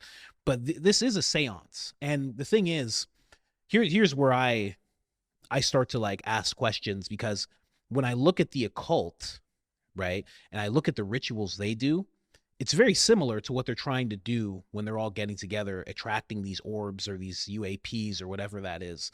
So I can't say, I'm not going to say, oh, they're all demonic and they're hiding it. And like, I'm not saying that, but they are doing something very similar. They are sitting yeah, man. down, trying to summon something. And here's the thing, like when you break down the language, you know, the people in CE5, they might say they're trying to attract a UFO. An occultist might say, we are trying to attract the spirit. Both are trying to bring something about from an unseen realm, right? This is why so many people are going with the whole interdimensional thing when it comes to UAPs, UFOs now. What's really, in my mind, you're trying to bring about something from the unseen realm. You don't really know, like Jake Barber and all these people, they don't really know what they're attracting. They don't know if it's a craft or if it's a spirit or if it's good or if it's bad, if it's dark, if it's light. They have no idea. They're just kind of trying to do it. And that's the only place where it differs with occultists, because occultists are very aware of what they're trying to do, whether it's they're trying to attract the demon, or they're trying to just attract a spirit, or they're just trying to, access something, power, money, knowledge, whatever it might be. They know what they're going after. The only difference is the CE5 people don't truly know what they're attracting. And that could be dangerous, and you could get lucky. It's like, psychedelics. It's like you can take psychedelics and be just fine. Like I've done it hundreds of times and been just fine. You could do it one time and have a crazy experience where something dark touches you. So Yeah. it's weird. I think that, like, the one thing that makes me kind of sus about all of it is like the stories you hear about like the Esalen gatherings. Like, have you heard people talk No, about that? no, what's that? So my understanding of Esalen is a little bit limited, but like Esalen is kind of like this place somewhere on the West Coast in California that's like kind of like a beautiful little, I don't know, community center or like a property that it has a beautiful view and it's just sort of like secluded. And I think for quite a while, going back even into maybe like the 70s and 80s, people have like gathered at this place as like a sort of a seance, ritualistic, hippie, psi type place. And Ross Coulthart has spoken about being there with, I mean, I don't think he's actually dropped names, but he's kind of implied that Jake Barber and maybe even David Grush as well were all there. But he also said like high level, like extremely rich Silicon Valley people who are interested in like how the UFO and consciousness could affect the tech industry and how they could potentially benefit from it. So you've got all these really interesting and powerful people there. But what's also going on is like, according to what we hear, everyone's naked. People are in the hot tub. People are in the hot tub summoning orbs. There's lots of beautiful naked women around. There's like demonstrations of like telekinesis happening. Like these are the things that Ross Coulthart has said publicly. So, and I'm a big believer in like what you said, that whether you call it like spirits, UFOs, orbs, demons, I think there's so much examples and evidence that what is going on has been done many times through history with a different name and a different like framework. And I think Scientology is potentially even one of them, because L. Ron Hubbard has his roots with like Jack Parsons and Aleister Crowley. Yes. Aleister Crowley was doing, summoning and all this kind of weird shit, but that also traces back to like Hermeticism and like Egyptian mystery schools. Mm-hmm. And I also think psionics and UAP and consciousness may even be just another reskin with a new name and a different coat of paint on whatever all of this stuff is, this trying to contact another dimension. I think it's been happening for a long time, but it just gets a bit of a new spin and a new person at the front of it, but it's all kind of the same thing. Yeah. You know what? That is true. That is very true. Because I know about Jack Parsons and L. Ron Hubbard and Aleister Crowley and all of them being together. And It's wild, Hubbard, man. L. Ron Hubbard steals Jack Parsons' girlfriend on a boat and just and just Yeah. bounces. It's such a wild trio. Those guys, so wild. And then Aleister having connection to Werner von Braun as well. Like there's a whole bunch of stuff in there. Because German scientists, they were trying to access the occult as well. So who better to go to than Aleister Crowley, right? He was the guy of that time. And it's so interesting as well that like Werner von Braun, Nazi roots, and they're all very deeply interested in the occult.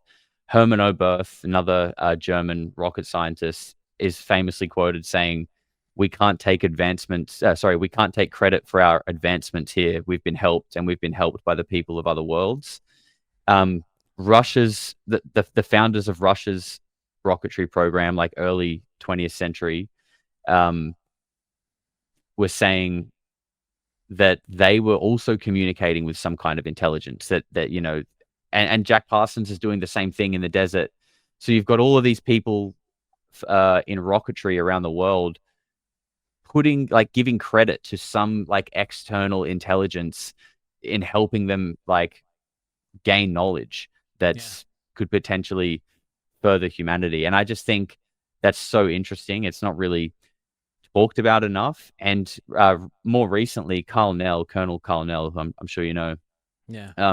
gave a speech. I think it was at like Rice University, and he quotes and he says something like, "Esotericism drives scientific advancement," and he's Really? basically saying, yeah, it's such a wild clip, and yeah, I can link it to you.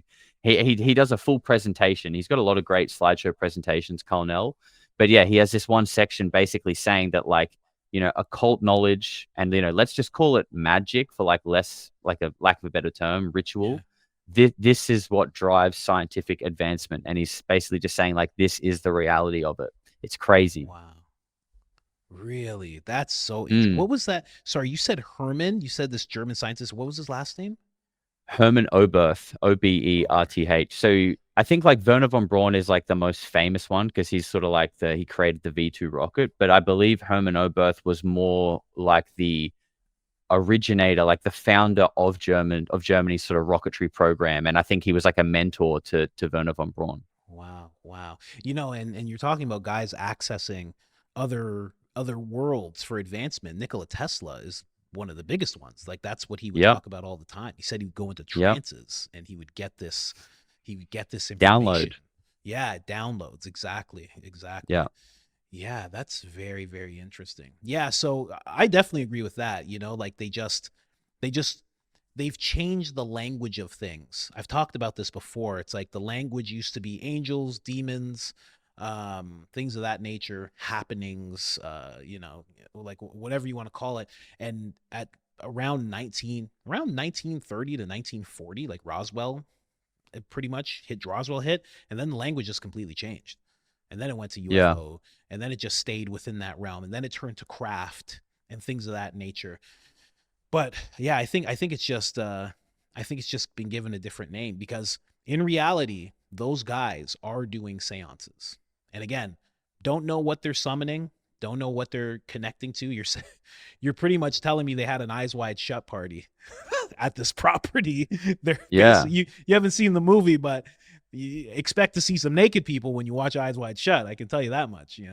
Hmm. So yeah, you're describing pretty much exactly what was in that movie, and they're all doing it. They're Yeah, showing man. telekinesis and this and that. It's like, I'm of the belief that a lot of that stuff is connected to something dark. But I also have the belief, and like, some people don't like it because I'm Christian and I say this. I don't know that it's all dark because I don't know. I don't participate in those realms. I don't do it. Mm. But I do believe that there is an element of it that is dark. And I think that's what's been showing itself throughout time, or at least recent time that we've been seeing. Yeah, that's just my belief. Have you ever heard of the Collins Elite? Yeah. Yeah, I You have. have. You Yeah. have. Someone accused me of being the Colin of Collins Elite. And I was like, Coach that's, Colin Elite. yeah, right? I'm about to start a Patreon. My top tier is going to be called the Collins Elite, just because this Yes, person dude. said this. You And gotta. it was a famous comedian too. Guy's been on Joe Oh, Rogan's really? podcast and stuff. Yeah, he really doesn't like me. I don't know why. Um, he has a very big issue with me. But he commented on one of my videos. He starts talking about the Collins Elite, and he wanted to insult me. He was basically saying anything with the name Colin can't possibly be Christian. And I was like, okay. I'm like, I just want to know what the Collins Elite is. So I just went into this whole rabbit hole. I completely ignored him. I'm like, thanks for the rabbit hole. And I just looked into it, and I was like, wow, I can so see why he would think I'm in that. My name is Colin. I'm constantly talking about UFOs being demons. This is exactly what the people of Collins Elite believe. I was Yeah, like, yeah. wow. I'm like, you know where my mind went right away? I'm like, am I a part of this and I don't know? Like, Yeah. what's Yeah, going on? exactly. Yeah, yeah. I'm like, am I in this and I just don't know? Like, my dad just named me Colin because he's like, he's gonna be the one. He's gonna expose it all. Like, I have no idea. But for those of you that don't know, Collins Elite, basically, they're a group, and they're this, I'd say, mystical group because nobody knows who they are. Apparently they're high level intelligence people, or at least they were, because who knows if they're even still alive, or if it's even still going. And they believe that aliens, UFOs, are actually demonic in nature, which anybody who watches the show knows. I make a lot of videos about that. I do find a Mm. lot of similarities between gray aliens and people's experiences with demons and stuff. So, yeah, that's what it is. And yeah, I found it interesting. I can't believe you know what that is. I've never heard of it before. Yeah. I think I first heard of it maybe through Lou Elizondo talking about it. And yeah, I think they are still around. And my understanding of it is that they are sort of an unofficial, unrecognized group of like, there might be some people in government, high level military, generals, intelligence, like they're kind of spread through a lot of the power structures. And they're not necessarily a recognized organization, but, it's like the Knights of Malta or something. They're like just a unofficial, but like recognized group that have a lot of influence. And yeah, they see the UFO phenomenon as demonic. And I think the reason why they don't want to talk about it, or they don't want disclosure, or they don't want people to know, is because I believe they see it as some kind of like there's power in manifestation, in that if a whole lot of people begin to start focusing their attention on it, kind of like what we were saying before, like where you place your attention becomes your reality. Like, Yeah. what are the implications if this is demonic? What are the implications of, you know, a billion people around the world being told these things are real? You can look up in the sky and you will see them. Now you've got a million people looking up, almost maybe unknowingly performing these seances for Mm-hmm. these entities that might be demonic. Like, you then kind of almost open the gate to really allow this phenomenon into our society. And maybe the fact of that people don't look at it and they ignore it because they're not told about it, maybe that's the Hodor.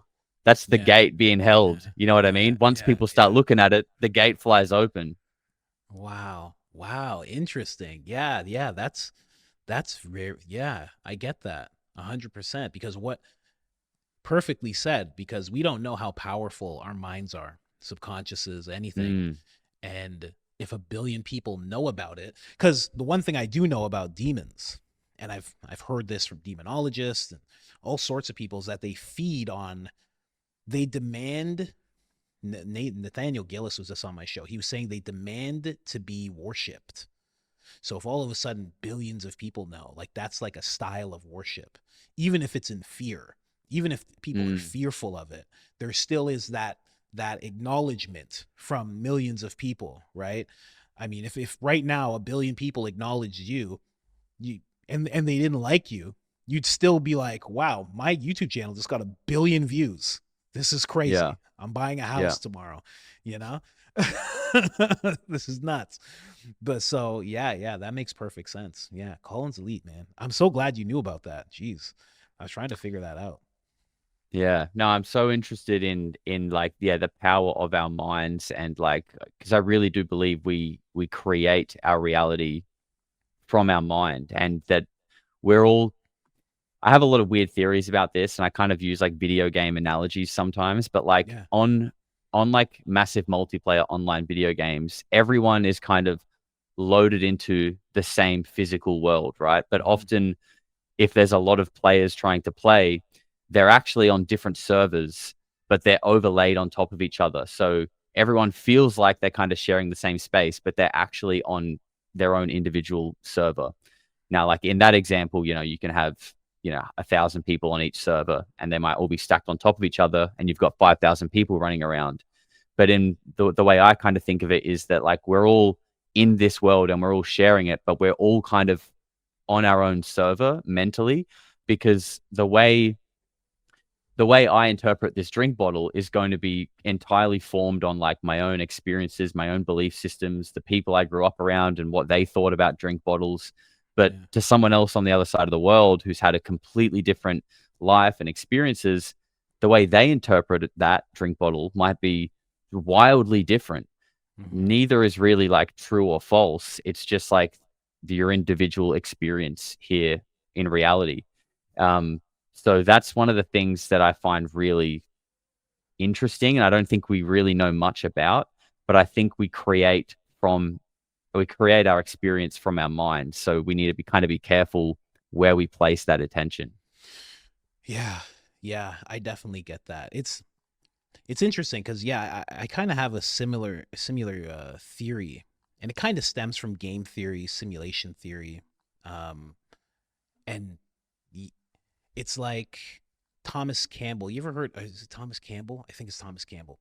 He was on Rogan. He's this really interesting guy. He talks a lot about game theory and a lot of interesting stuff. But one thing that he talks about is things rendering. So he has like this idea where he goes, your mind is just space. He's like, until somebody actually pops your head open and shows you that part, your brain isn't actually there. It renders as you go look into it, go look into your head. Then your brain renders. And, I think, and it kind of goes with what you're saying, things things render in life as you start to move towards them.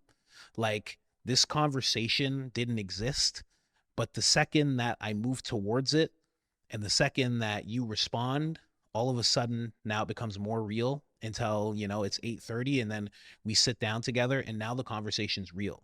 And now there's something happening.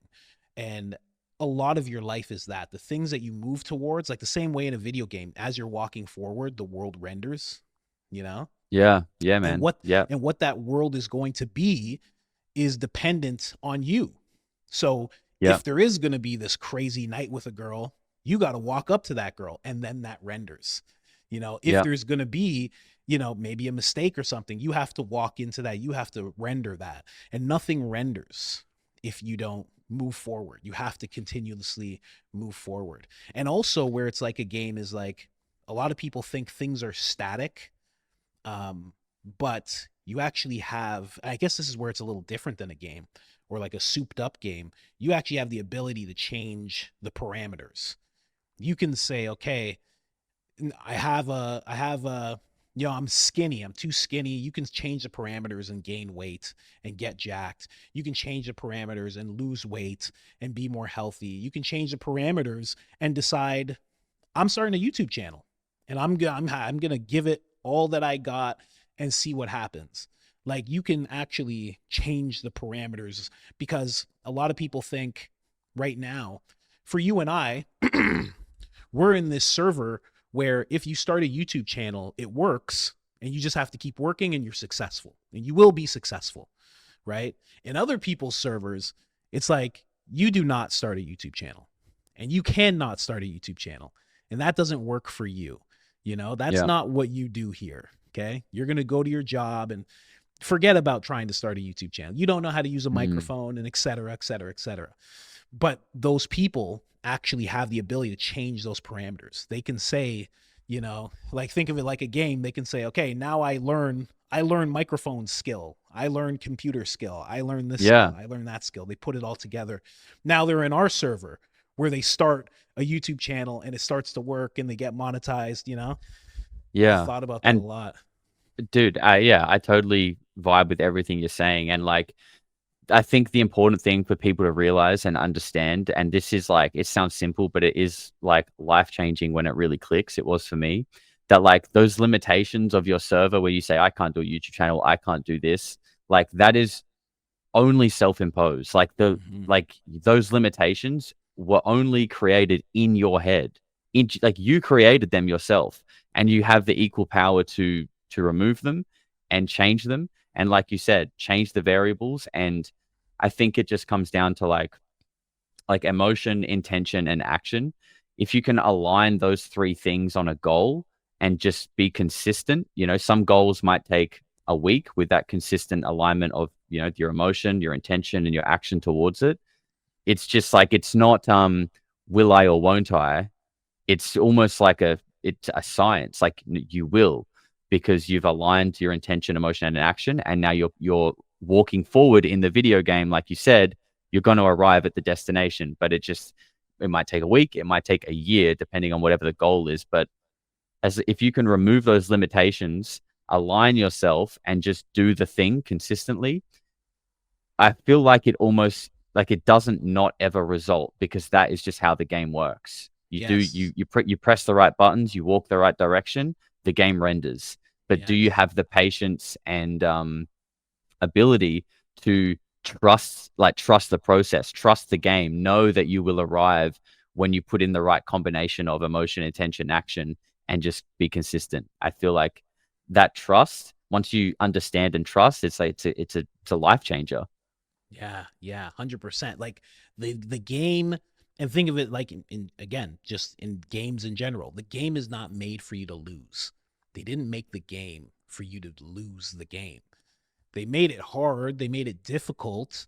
They made it so there's a lot of peaks and valleys, but they didn't make it for you to lose. So it's Yeah, like you said, like I 100% believe that if you move towards something, it will result in something.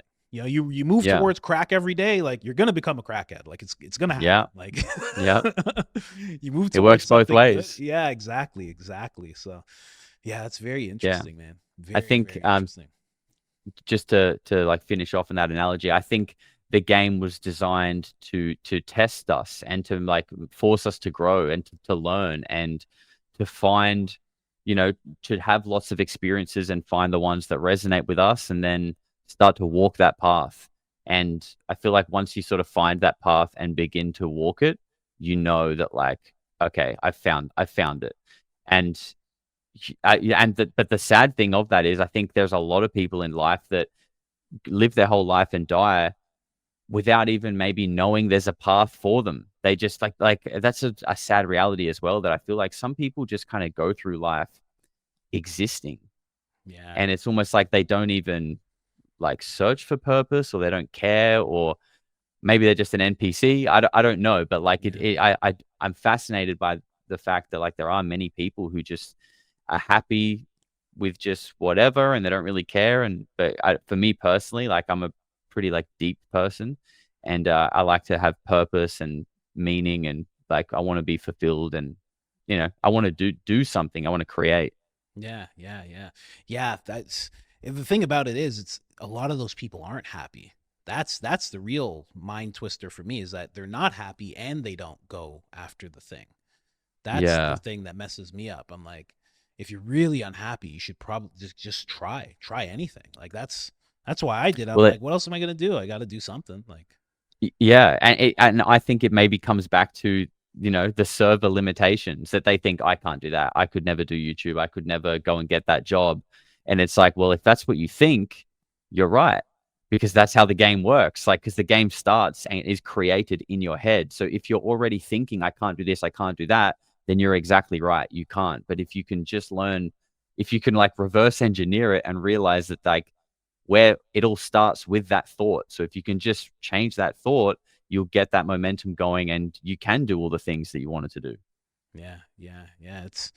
Yeah, it's a weird thing to see, because I've been there, but also I kind of pulled myself out of it. But also, it's just, yeah, I guess it's hard because it is like a game. It's like a very important game, and you really do have to try and go after things.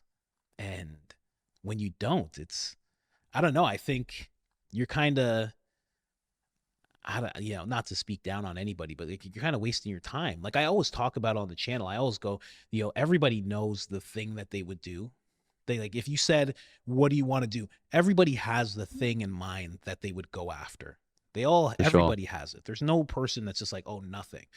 Everybody has the thing. It's just exactly what you said. The thing seems too big.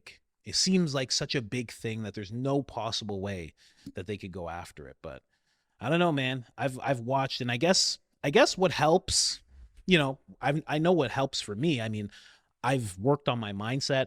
Now I have a relationship with God. that helps a lot with my faith in myself. Um, you know, you put faith in God, but then that also puts faith in you, because there's a thing in the Bible of like, why would God take care of like grass and squirrels and this and that and not take care of you? Like, move forward. Don't worry about things. Like, you will be taken Mm. care of, like the seasons, like everything. You will be taken care of, but you have to work. You have to work. You have to move forward. It's it's a complex game, man. Very complex game. It's hard. Yeah, It's hard. it Be thankful is. for where you're at. 100%. So, hey, what do you think about the moon? What do you think about the moon? I was doing this episode about the moon, and I finished it. It's going to come out soon. But apparently, they sent this. NASA shot a rocket at the moon, and it rang like a bell. And that gave people the idea that it could be hollow. Do you Hmm. know anything about that? Yeah, I mean, I know just sort of like, the basic stories and that. And the moon, there's so many things about the moon that is weird, right? First of all, the fact that how like the size of the moon is so vastly different to the size of the sun, yet they are the perfect distances away from Earth that they appear essentially the same, perfectly the same size for an eclipse. Yeah. Like, that's like winning two different lotteries almost at the same time, for them to be so different size and be at the perfect distance away from Earth to appear like they're the same size. Like that in itself it is strange, but maybe it's a coincidence.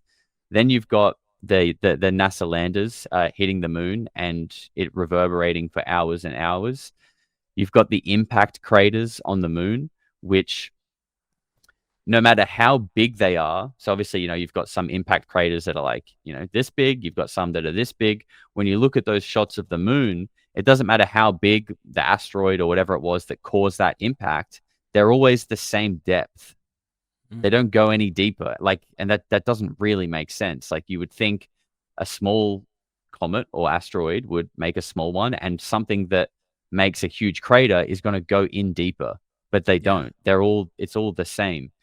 And then you've got the strangeness around the actual moon landing itself and the footage, the stories, the astronauts that came back and looked like they were held hostage at that conference meeting. Like, there's just so much strange shit around the moon. Oh, and the fact that it rotates perfectly with the Earth, so we never see the backside of it. Yeah. So it rotates, but it rotates with us. So Yeah. we don't like, again, what are the chances of that? And what are the chances of all of these coincidences occurring at the same time with the same object? Like, I just think there's so many anomalies about the moon. It needs to be more of a conversation. Yeah. Yeah, I was thinking that as I because the clip that I based the episode on was Sean Ryan and AJ from the Y Files. They were talking about it. He was mentioning all these things, and then I remembered that the Zulu tribe, and there's other societies as well. They discuss a time before the moon. So they Yep. talk about this time where the moon didn't exist and that it was brought there at a certain point, and they talk about it being hollow. And they describe it in a weird way. They're like, it's an egg that the yolk came out of it and it's just like a hollow thing. Like I'm butchering it, but basically they were just saying it was hollow, and they referred to the Yep. inside as like a yolk or something like that. But but yeah, it was just such a trip. I didn't know that thing about the craters, but again, if I had to put on my tinfoil speedo, it's like, I think his name is Carl Wolf. I think his name's Carl Wolf, and he Yep. talks about actually seeing somebody showing him like this town, like a city on the other side of the moon, the dark side of the moon, like structures and all this different stuff. You've ever heard of that? Yeah, yeah. He was I believe, like a photographic like machine specialist or something like that for the Air Force. He was like a sergeant for the Air Force, and he got brought into, I think, like an NSA or NASA facility, and he saw pictures of megalithic structures on the dark side of the moon. And his story is that he was like, wow, like this is crazy. I can't wait till, like, I'm sure in a few weeks or whenever they're ready, we're going to hear about this on the news. Like this is a crazy discovery, and that was in like the 60s. Hmm. And he testified about this, and not long before the 2017 videos came out, I believe he was like, hit by a bus, like a lot of people with information tend to get. You know, Random, random. yeah, they die in mysterious ways. When you have unknown information on you, you actually attract. It's a known thing. You attract buses and cars. It's just Yeah, weird that they just seems kind to of be the come in. case. Seems to be the case. Yeah. And then you've also got like remote viewers from the Stargate program talking about remote viewing and seeing these like structures on the moon, on Mars as well. Um, and if Jason Georgiani, who was just on Jesse Michaels, was saying that, his theory is that this ancient civilization that was on Mars, responsible for like that face and those little structures that people claim you can see in these photos, Yeah. that they came to Earth on the moon, like they used the moon as some kind of like transport to Earth to like get away from a nuclear catastrophe on Mars and like re-terraform and establish a society on Earth. Now, I have no idea if that's true or not, but it's an interesting theory when we're talking about like what actually is the moon. Yeah. Wow. Wow, I didn't know that. I didn't know that. I knew Carl, I knew the wolf story and that he got taken out. Completely random, of course, right? Coincidence. Yeah, But definitely. I didn't know the rest of that. Yeah. This is yeah, it's odd. It's odd and I wouldn't with everything that's gone on. I don't know. In the past like 20 years that I've been looking into just overall weirdness.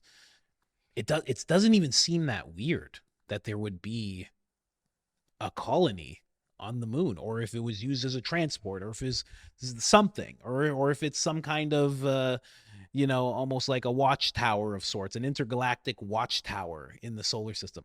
It just wouldn't surprise me in the least, honestly. Dude, me either. A watchtower makes perfect sense, and the fact that a lot of native cultures and like indigenous tribes, not just the Zulu ones, I think I think even like the Hopi, Native American cultures, lots of cultures, ancient cultures around the world do talk about this, that the moon hasn't always been here and there was a time before the moon. And I'm a firm believer that, at least to some degree, especially right now with like where society is in terms of like the chaos and division, Mhm. we should be turning to like elders, people with like ancient passed down wisdom and knowledge, and kind of try and come back to our roots a little bit and like try and refine those things that like make us human, that connect us with each other, that connect us with the earth. I think like I don't think we shouldn't go Amish and just abandon technology. I think it improves our lives in a lot of ways, Yeah. but it feels very out of balance right now. And I feel like the whole world could benefit from coming back to some of those like native original cultural values. Yeah. Yeah. I would love to see that myself. I mean, yeah, because I try to do that. Like I didn't have any grandparents or anything, but my wife does. And they're like, they come from, I don't know if you know, like Mennonite people. They're kind of like Amish people, but they're Okay. just like a little hardier and they build things themselves and, living off the land type people. And Nice. and her grandmother actually recently passed away, but I would talk to her. She was old, she was like 90 or something like that, and I would always ask her things like, how did you like manage your marriage, like how'd you go about that, like what were things like. And she grew up on a farm, she had a twin, and they would like be on tractors, and she was telling us when my wife was pregnant with our first kid, she was telling us about how her mom gave birth to her and her sister. They were twins, so at the same time, alone in a barn, and like just like a piece of wood, just a piece of wood in their mouth, just like biting down and just like pushing out twins. And like that's it. Like Wow. that's how they were born. I was like, what? Like it's so That's wild. But yeah, crazy. to hear about how they used to do things, how they used to just go about, like the main thing I focus on all the time because I'm so interested in it, I really want to learn it, is farming. How they go about just living off the land. How did they do that? How did they go about their milk? They didn't have the systems that we have today. So they were drinking raw milk. and they were just Yeah. fine. They were like hardier people and everything. It's like, I'm not one of those people that's like crazy about it or anything. I don't know anything about it, but that's what they were doing, right? And it's just interesting that, like you said, we've gotten so far away from that, and and and here's the thing: when you say it's out of balance, I don't think it's just out of balance. Obviously, tinfoil speedo on here. I think it's by design, because every single time there is a technological convenience, it stunts a part of us. You know, Mm, it takes away some of what we could be. You know what I mean? Like, you for could sure. be you could be a much if you had to go and hunt for food, you would be a different human. Like, your bones would be different. Your Yeah. strength, what you would have would be different. And the things that they bring about for us, they kind of dull us time after time, like the greatest thing I could point to is like self-driving cars. Like, that'll eventually take away people's ability to know how to drive. Like, Yeah. right now, you know how to drive and it's a fun thing, but it's like, if it keeps on going like this, your kids will not know how to drive. That will not be a thing Yeah. that's in their mind. Just like farming is not in our mind. We don't wake up and Yes. think about like the farm and like, okay, we got to go and get this. We don't think about anything like that. Yeah. And it's like, that's good because you can go to a grocery store and maybe people don't starve, but it's also bad because when you were farming, it was much harder, but you had a different degree of sovereignty over your life. Mm-hmm. You know, Mm-hmm. like, Yeah. nobody could take away your farm. No one could tell you what to Yeah. do with your farm. No one could say, if you don't do this, you're not allowed in the grocery store. Like, you know what I mean? Like, they didn't have that Yeah. option. So, Yeah. yeah, I think you're right. We have to get back to it. And it's hard because the elders are going away, and we're taught not to respect elders a lot in our society, quite Yeah. honestly.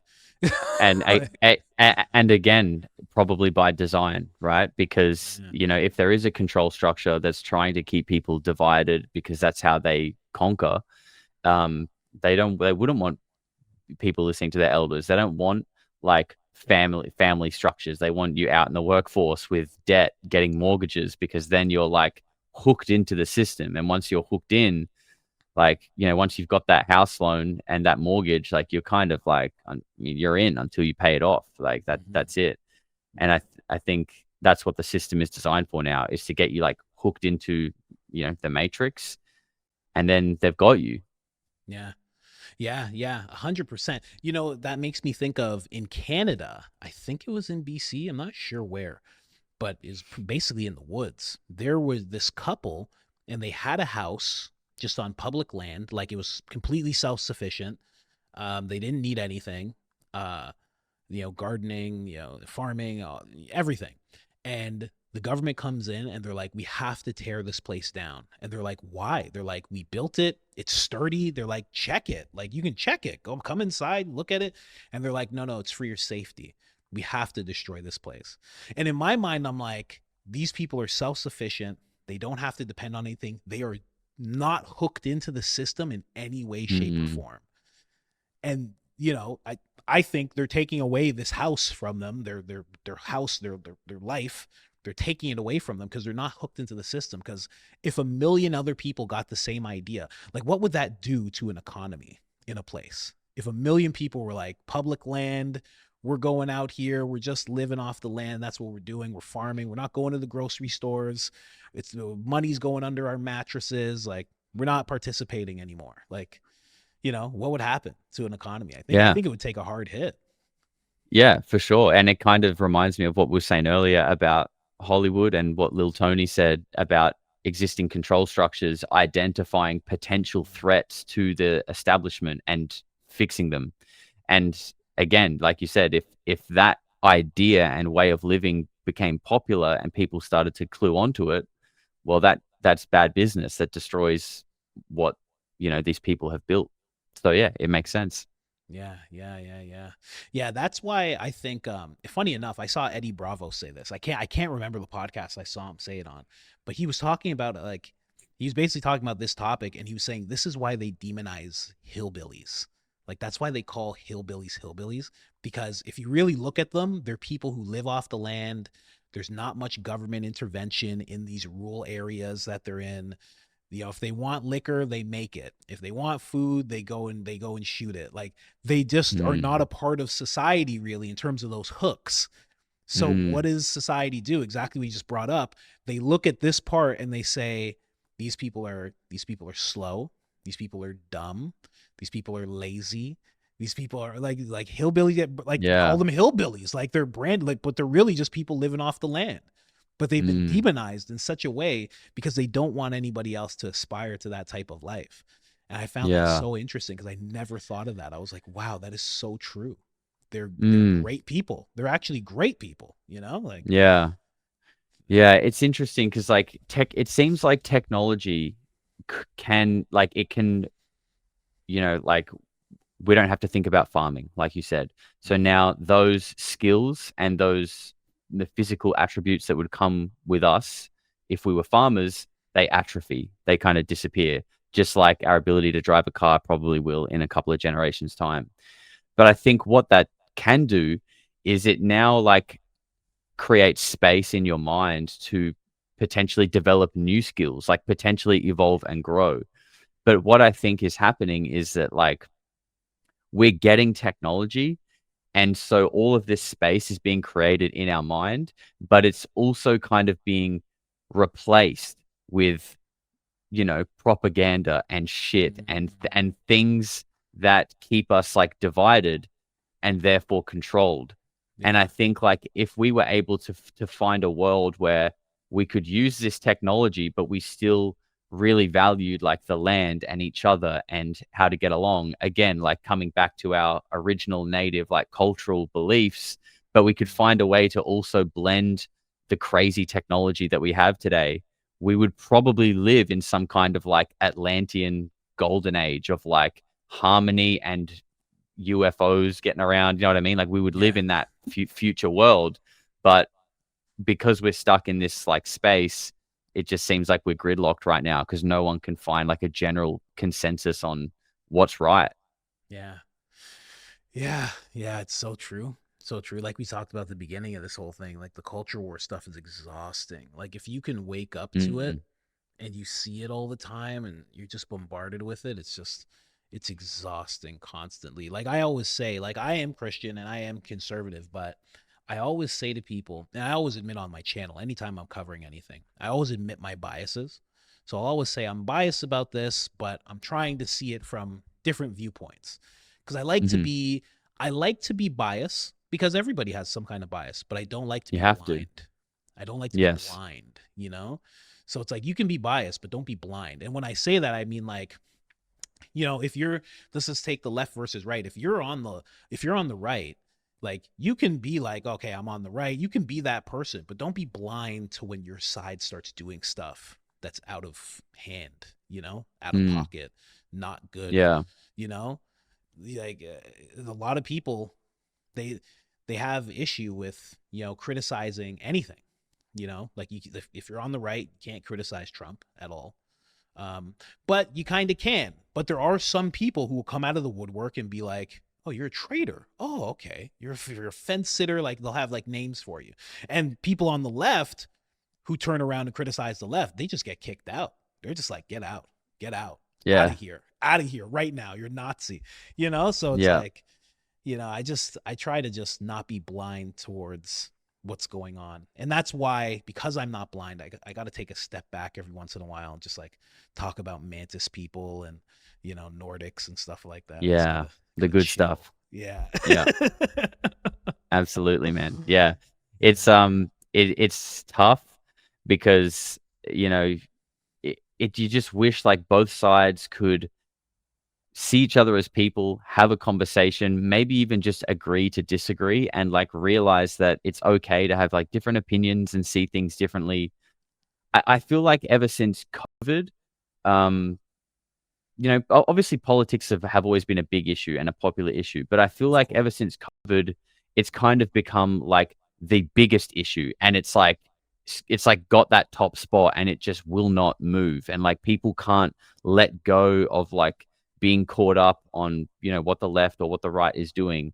Mhm. I don't know if that was like manufactured through COVID, that like through locking everyone down and forcing people to kind of like eat out of the palm of the government, it kind of really put the government on this pedestal where now people won't let that go, and that politics is just like the most important thing for everyone. Whereas like before COVID, I think people were much more, they would see people as people first and then their political beliefs second. Whereas that's totally flipped now.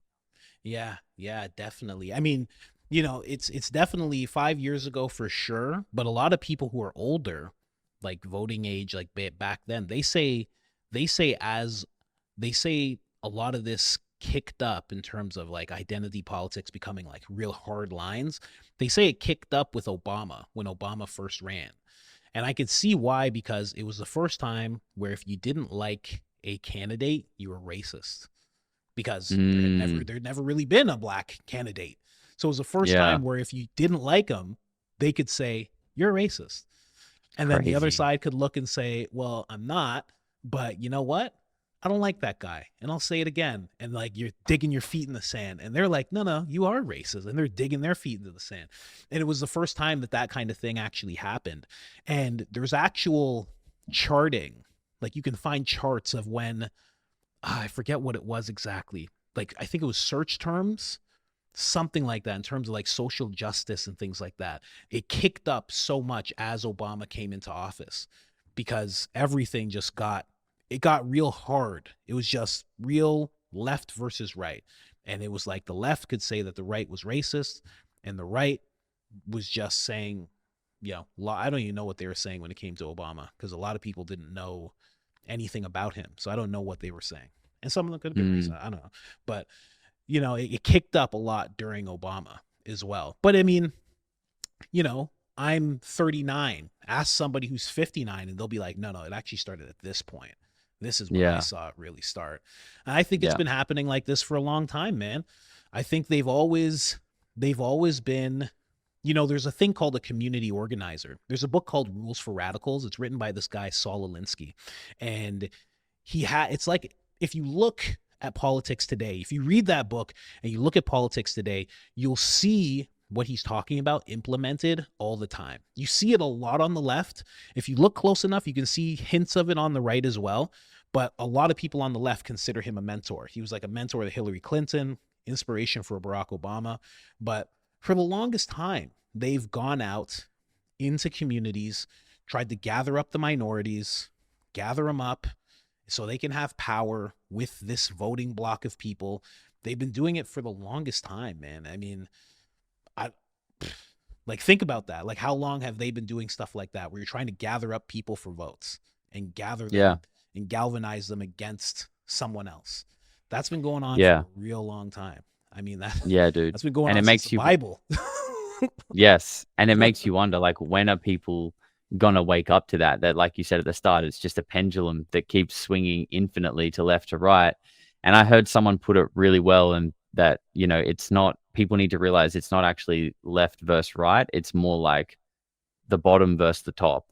Yeah, That's what's actually going on here. And the left and the right are both on the bottom, and if they can come together, then there might actually be some kind of shift. But yeah. until then, it's just a never ending cycle.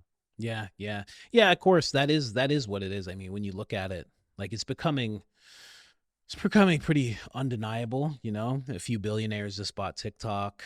Now they control it, You're seeing Palantir doing its thing, and it has his hooks in, and it's just like it's getting pretty undeniable. And then the guy that runs Yeah. Palantir is like, "Let me tell you a little something about the Antichrist." Okay? I don't Yeah. know. I don't know much, but I'm not the I swear it's Antichrist. not me. Yeah, exactly. I'm just saying, if he did exist, and he just wants to talk about that all the time, it's Yeah, absolutely yeah. crazy. So it's like, yeah, yeah, it's becoming very apparent, and it's sad, because what it takes, when you're talking about what it takes for people to come around to that kind of thing, it takes it takes what it takes the same thing it takes for a person to change their life. They have to hit rock bottom. That's what Mm, it takes. That's what mm. it really Yeah. takes. Because Yeah, I when you think hit so rock too. bottom, you're on the flat. Everybody hits rock bottom. They're on an even playing field, and it's undeniable.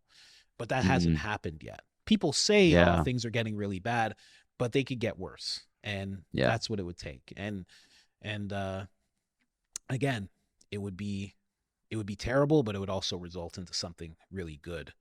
Hopefully, because again, there are these. First off, we have these things, and the feeds that are being put into you, they can make you Mm, think certain ways.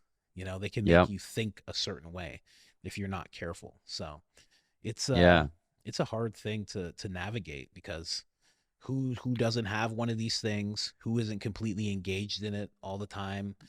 Yeah. And it really does have a emotional, it is an emotional trigger as you go through your scrolling, your X, your Instagram, whatever it might be. There's a constant emotional triggering that's happening to people. So, A 100%. I think that's why it's important for people to like try and disconnect sometimes and just have time away.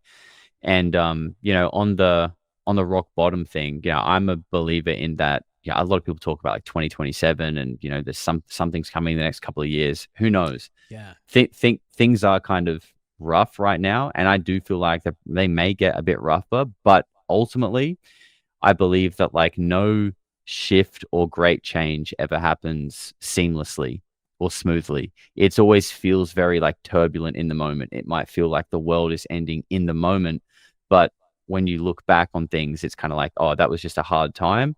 And we had to go through that to get to where we are today. And I think that'll most likely be the case with, whatever happens.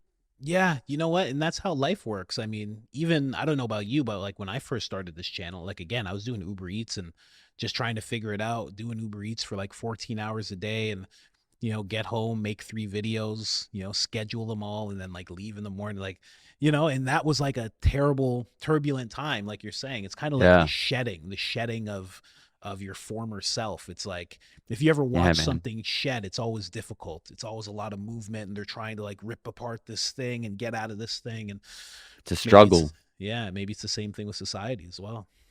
for sure, man. I think that's a good way to look at it. Yeah, yeah. Well, we're at 2 hours, man.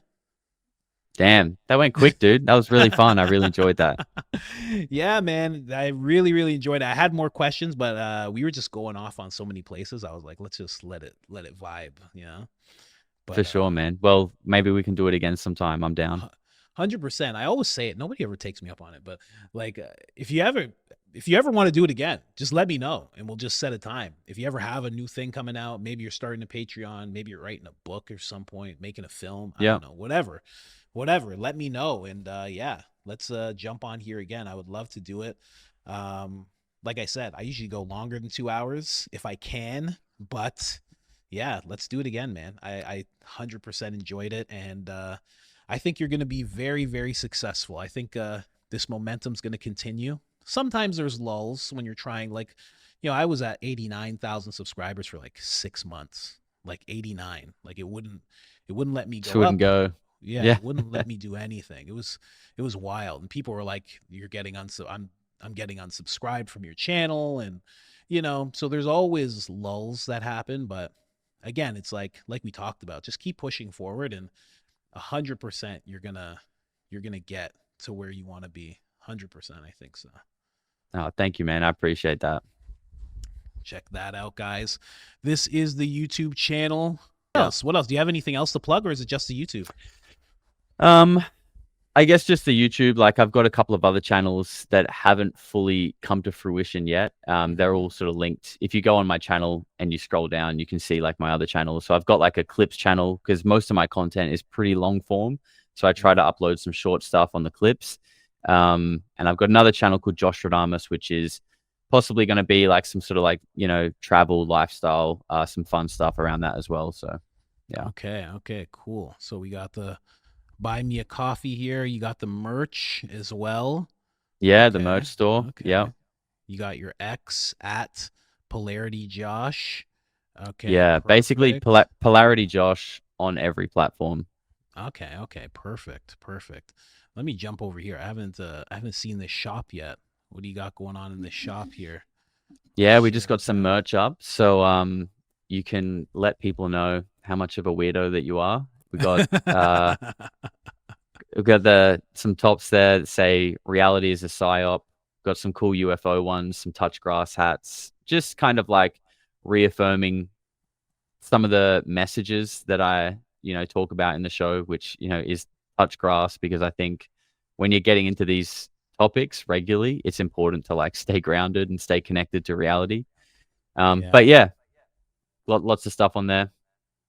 Yeah, yeah. It's so important to do that. I have my kid to do that for me. That's I can hear her Nice. screaming right now, so I'm probably gonna have to go upstairs, change a diaper, you know, Yeah, things like that. But yeah, man, thank you so much. I'm gonna end it now. Just stay with me for a second here, all right, guys? for That was sure. Polarity. Please check out his YouTube channel. Go and subscribe, please, please, please. He's on the road to 100K. Help him out. Other than that, we're out of here. Later. Thank you. Thanks, man. What did I tell you guys? What did I tell you guys? I hope you enjoyed this episode. Again, Polarity, that is his name on YouTube, at Josh Polarity. If you just put that into pretty much any platform, you're going to find him. He streams as well. Just a great guy. I think he's going to be massively successful. And I really hope you guys enjoyed the conversation. Again, I thought it was just going to be UFOs. We were just going to concentrate there. But this guy's able to span out in his tinfoil talk, and I was really happy with it. Please, guys, go hit up his channel, go watch his stuff. It's great stuff. If you enjoy what I do, you're definitely going to enjoy what he does. Great perspective that he has. And again, guys, thank you. If you watched until this point, thank you so much. You have no idea how much it means to me. Please hit the like, please hit the subscribe, all of that good stuff. We are trying to move away from the Rogan stuff and become our own voice and do a show like Rogan. Like I my vision is to do interviews 4 or 5 days a week, like the one you just saw. So the more you support, the more it helps me move towards that vision. Thank you so much for watching until this point.